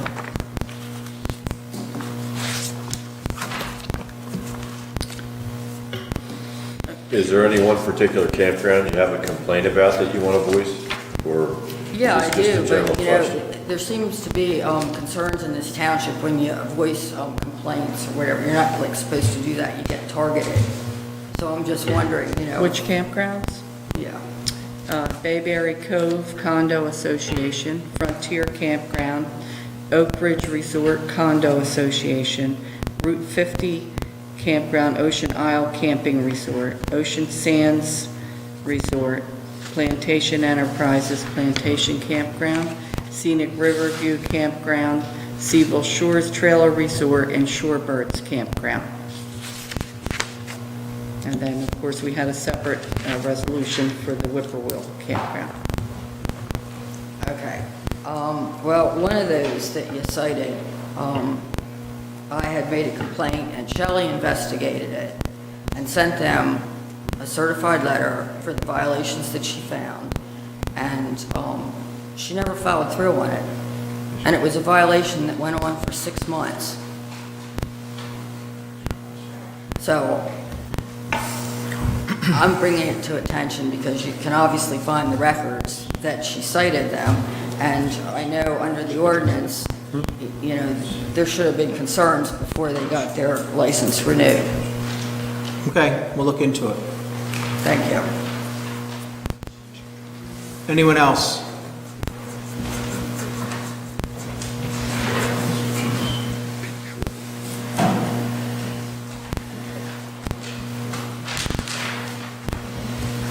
Peter Schuler, Petersburg, New Jersey. You mentioned that Egg Harbor Township Fire Department was involved with Fleming's. Is that something we use our fire departments for here? And you said they've received significant amount of money for volunteering. Is that something they consider as a fundraiser? They pretty much ran all that part of the parking, all that stuff. So, our fire companies don't seem to be interested in partaking that much. Is there any money that might make them interested? You said they received, is it allowable to pay them a percentage of it if all the departments volunteer guys and then they receive something per guy? Something I had just brought up earlier, and we talked about it, not in the meeting, but outside, was if we offered that similar to a clean community thing where, you go out and you clean the street and you get so much money towards your organization. Well, for example, if you charge $5 a carload to come in and see the fireworks, and then you made that $5 a donation to the recreation department, where all the sports teams were able to get a piece of it, Or and the fire sports departments. teams could It participate. shifts. help I the think park. it's a good idea. Yeah. We've done that in the past.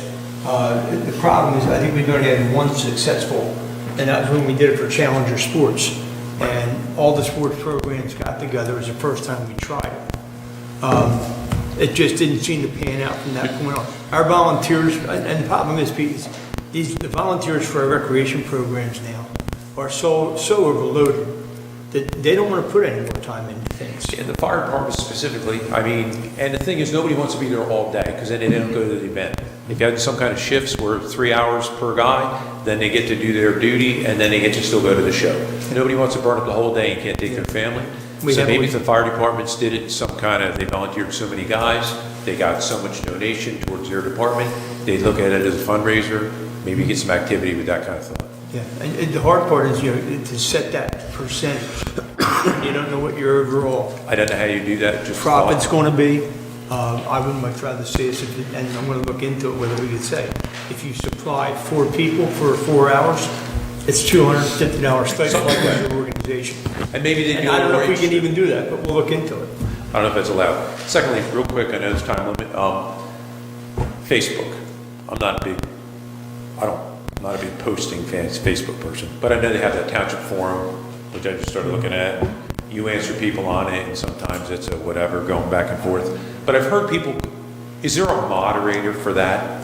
Because It's not a township, it's not a township. township. It's not a township thing, They right? call it, you know you're from Upper Township, but it's not our It's Facebook. not township. Because I've heard people complain their posts are taken off, and I know nothing about it. I just wonder who controls it. It's not a township deal. From what I understand, It's the a random moderator page. lives in Florida. Florida.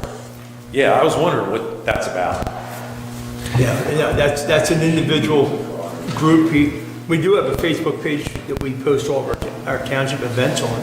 Yeah, there is an Upper Township Facebook, but not the one you're That's talking about. different. No, Got it. no. No gossip on that side. No. Okay.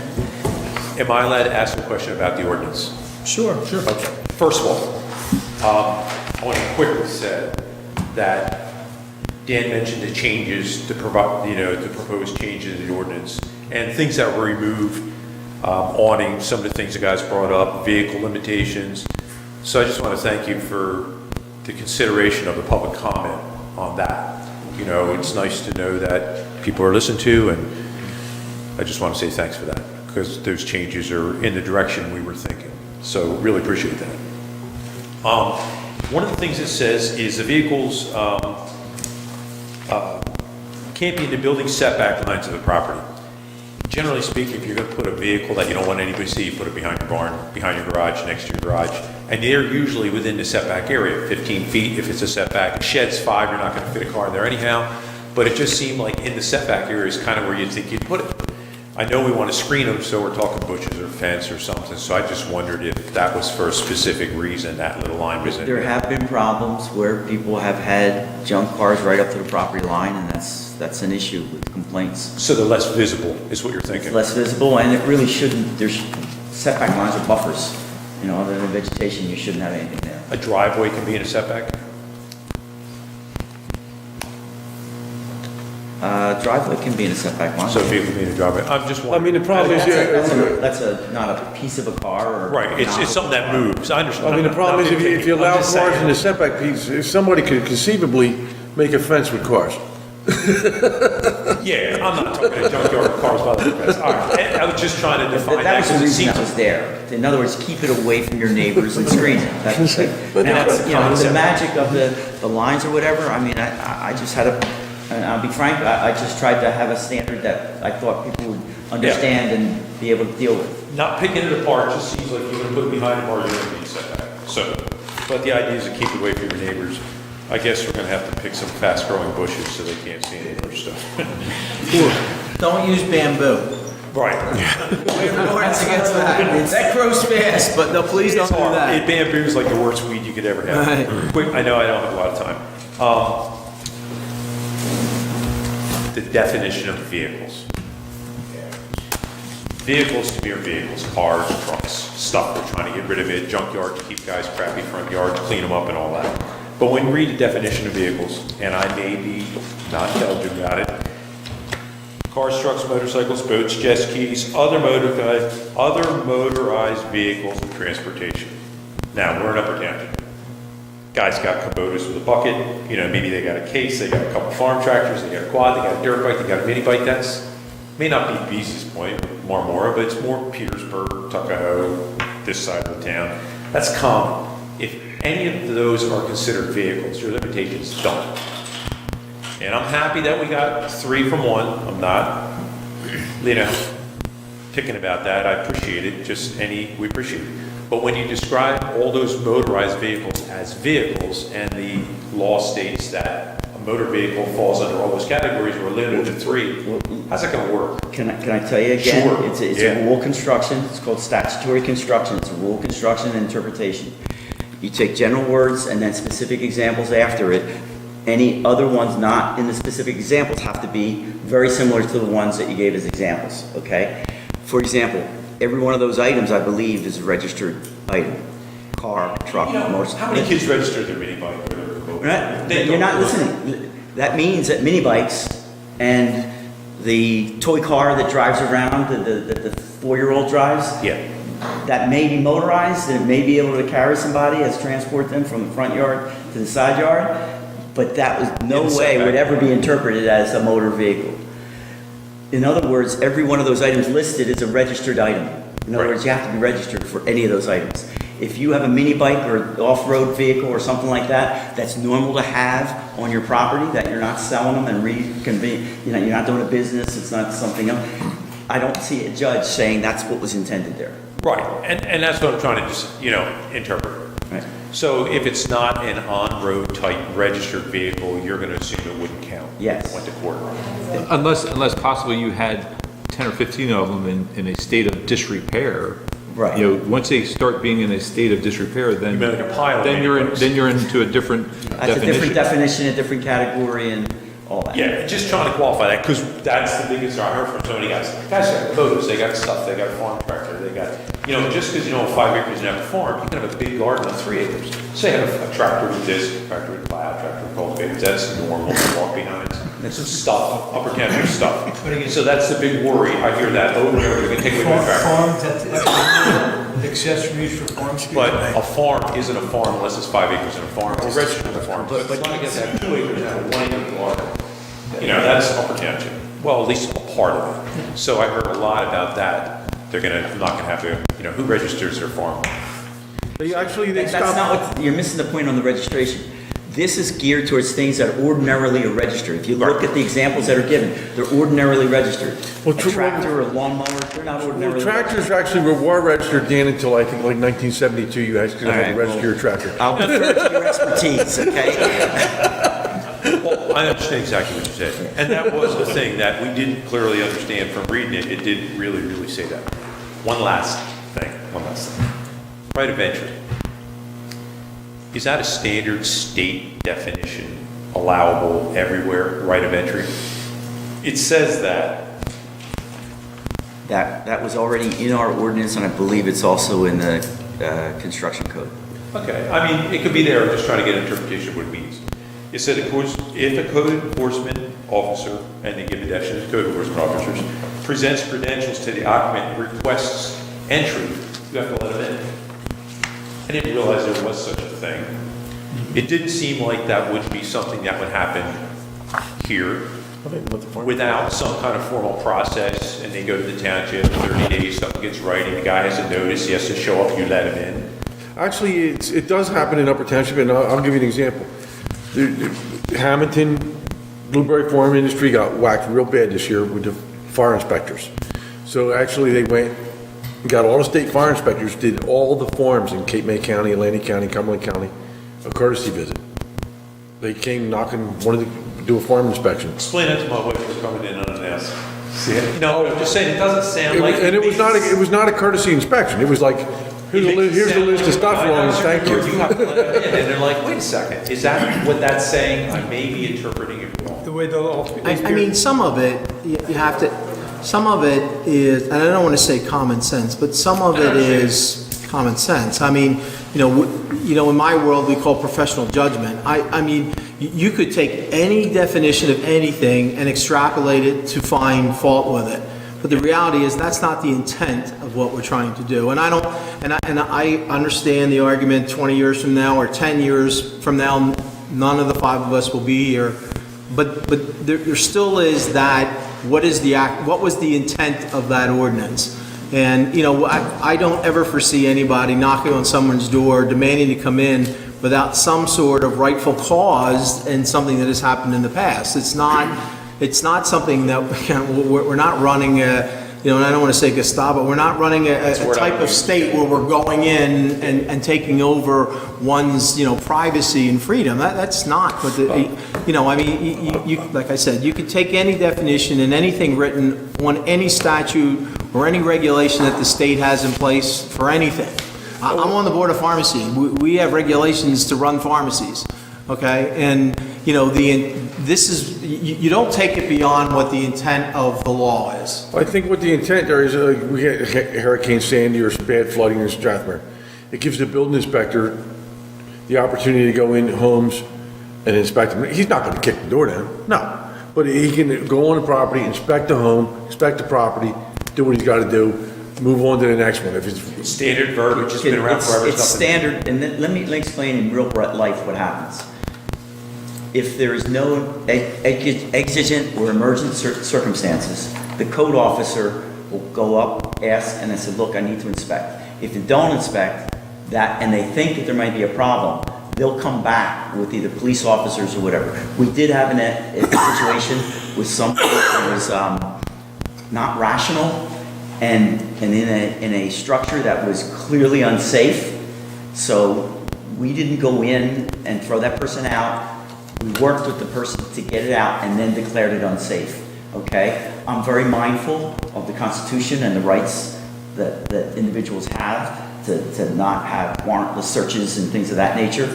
But you have to remember, at some point, those rights give way to an emergent public safety issue. And that's what the right of entry is about. They ordinarily have the right, it's tempered by words that say reasonable inspection. So you don't have the right to go out with a battering ram and knock it in, door in, because you wouldn't open it up and say, I'm here to inspect your electric. I mean, that's not gonna happen. But if there's a suspicion that there's a danger there to the health or safety of the public, then that's important if it's really bad.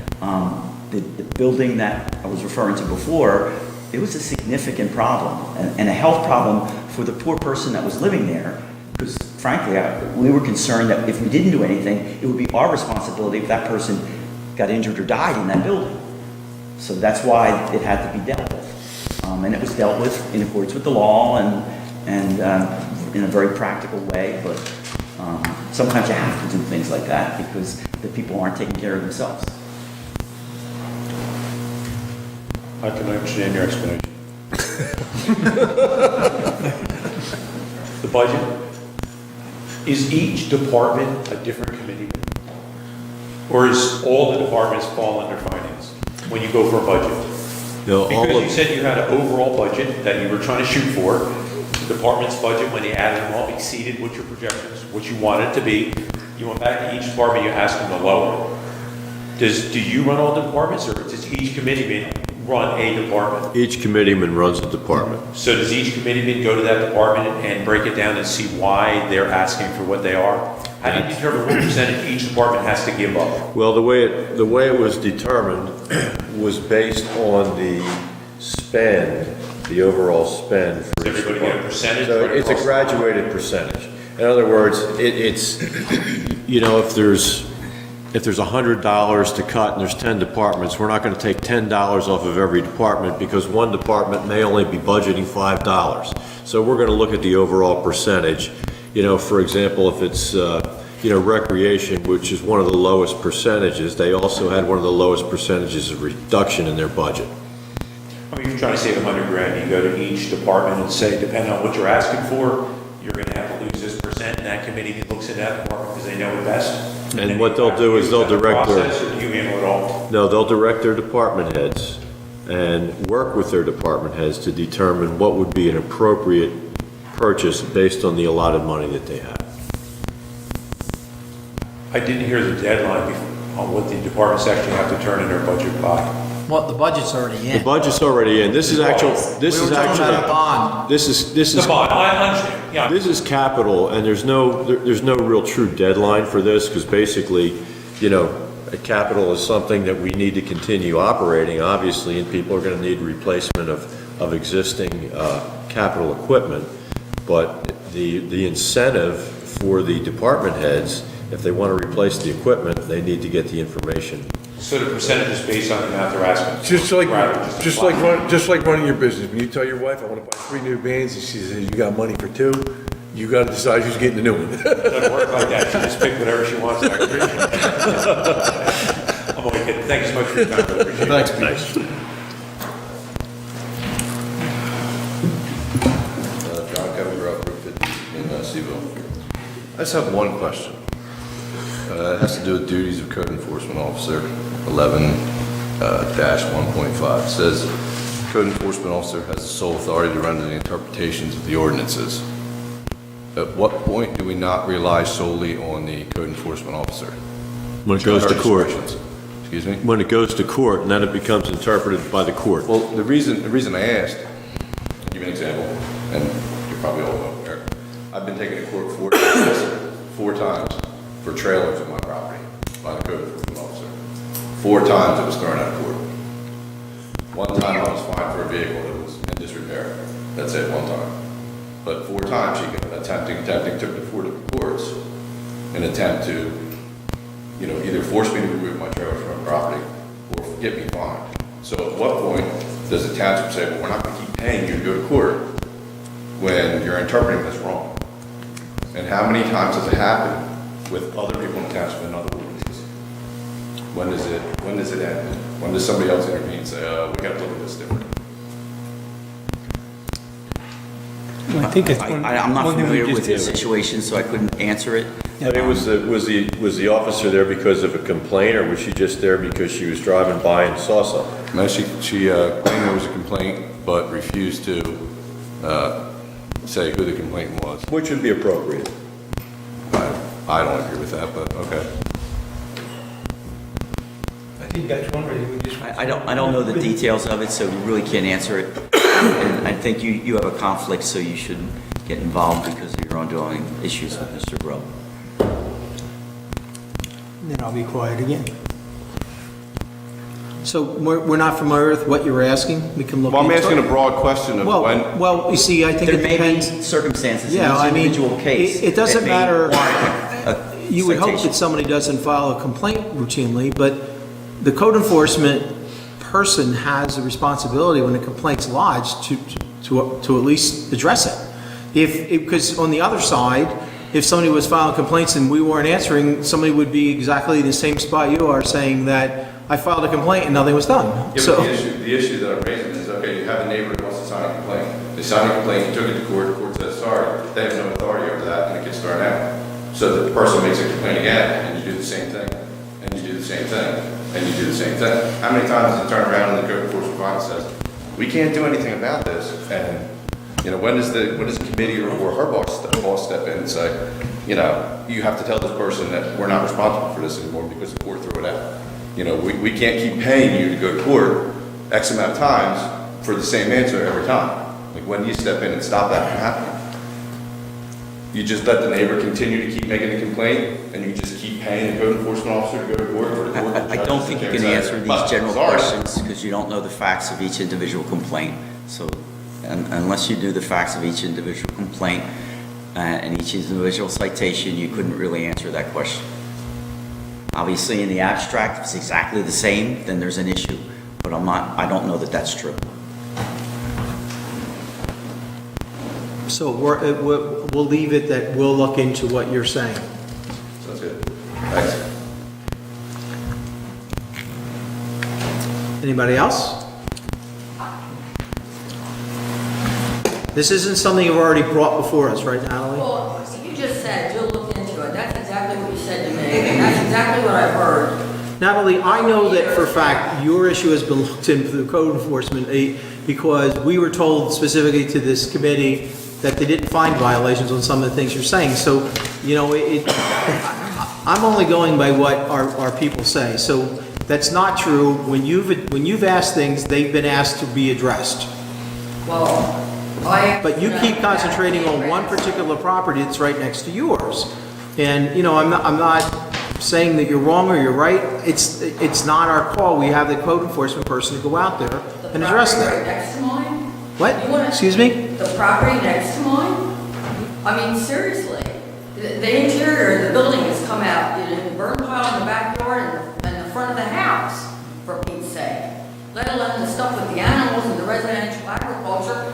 goats, pigs, ducks, chickens, dogs, they're all dead, they're all gone. I mean, where was, Which property? residential agriculture? Is Is this the one I have a conflict with, or are you talking about another neighbor? I don't know who has conflicts or Is this the anything, okay? Zimmerman matter that you're talking about? No, you want me to talk about him again? No. No, I'm trying to figure out what you're talking about. Thanks, Dan. I have a conflict with Mr. Zimmer. Are you talking about the Young property? Young. Oh, is that the one you're talking about? And so I have to step down from. Then Hobie's got a conflict with that one. Or you're talking about the other neighbor? Property to his own family. Which property? You know what I mean? Seriously. I think, are you talking about the one on the corner, Person, you'd think that he would have talked to him. or are you talking about the one on the corner of unnamed road on Route 50? Well, I brought that one up too, and you'll think you're gonna look into it. Or the one behind that? Nobody ever, like, this stuff just goes by. Natalie, you've complained about, you have like 4 neighbors, Okay, and you've complained about every one of them, and we're trying to decide which one you're complaining about today. Health and safety of the community, whether it's lights and Stratford or whatever. I mean, what about Petersburg? I mean, I've got cops. We're looking into it. My neighbor's property, 4 of them coming in there like twice a day. 4 days in a row now. Which property are you talking about? We haven't been able to determine what you're Young, complaining you about. wanna leave the room? I mean, seriously. I don't believe the room, I just can't speak on what you're talking about. Don't say anything. All right, so Hobie has a conflict on it. And this is a property that you have complained to the zoning officer, and you're not satisfied with the zoning officer's result, correct? No, and I'm not going to the zoning board, putting up $500 or whatever it is either. to That's the challenge an process. administrative decision. That's the process. You've been told that before. I know, and I told you I don't have to do that, I can go to the Superior Court. But there's a process that I have to follow to go to the Superior Court, and it doesn't mean that I have to go to your zoning board. Well, I will tell you that that's what the state statute says, and you're making those statements because there's an individual in town that did not go to the zoning board, and that decision has not been rendered by the Superior Court judge yet. But I have 35 years as a land use attorney's experience, and if you're not satisfied with the zoning officer's opinion, it's very clear under state statute, your appeal is to the zoning board. I can't make her do her job, okay? I just heard him stand up and say that he's been taken to court 4 times. And you have a right under state law to appeal to the zoning board, which you have never done. I don't have to, the state police are in next door, 4 days in a row. Okay. Come on. And we still stay police that way. Anyone else? Can you lower the air conditioning? It's freezing out here. We're in the hot seats. We have hot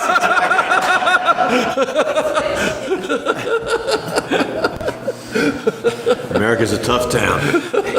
Well, since there's no more public comment, I want to thank you for your input. It's always appreciated. But at this time, I'm going to close the public portion and entertain a motion to go into executive session. I hereby move that a resolution be incorporated into the minutes authorizing the Township Committee to enter into an executive session for the following matters pursuant to the Open Public Meetings Act.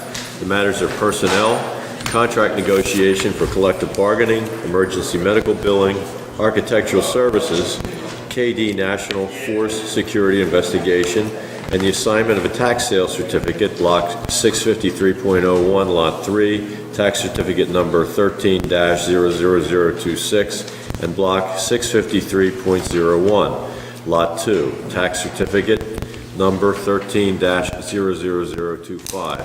Also potential litigation with Whippoorwill. I also include in my motion that the estimated time and circumstances under which the discussion conducted in closed session can be disclosed to the public as follows. It is anticipated that the matters discussed in closed session may be disclosed to the public upon the determination of the Township Committee that the public interest will no longer be served by such confidentiality. With respect to employment and personnel matters, such discussions will be made public if and when formal action is taken or when the individuals involved consent that it can be made public. With respect to contract negotiations, such matters will be made public when negotiations have ceased and there is no longer a reason for confidentiality. With respect to litigation matters, such discussions will be made public when litigation is complete and the applicable appeal period has expired. Second. Mr. Barr? Yes. Mr. Coggins? Yes. Mr. Corson? Yes. Mr. Young? Yes. Mayor Palumbo? Yes. Motion is carried. Natalie, we're going into executive session.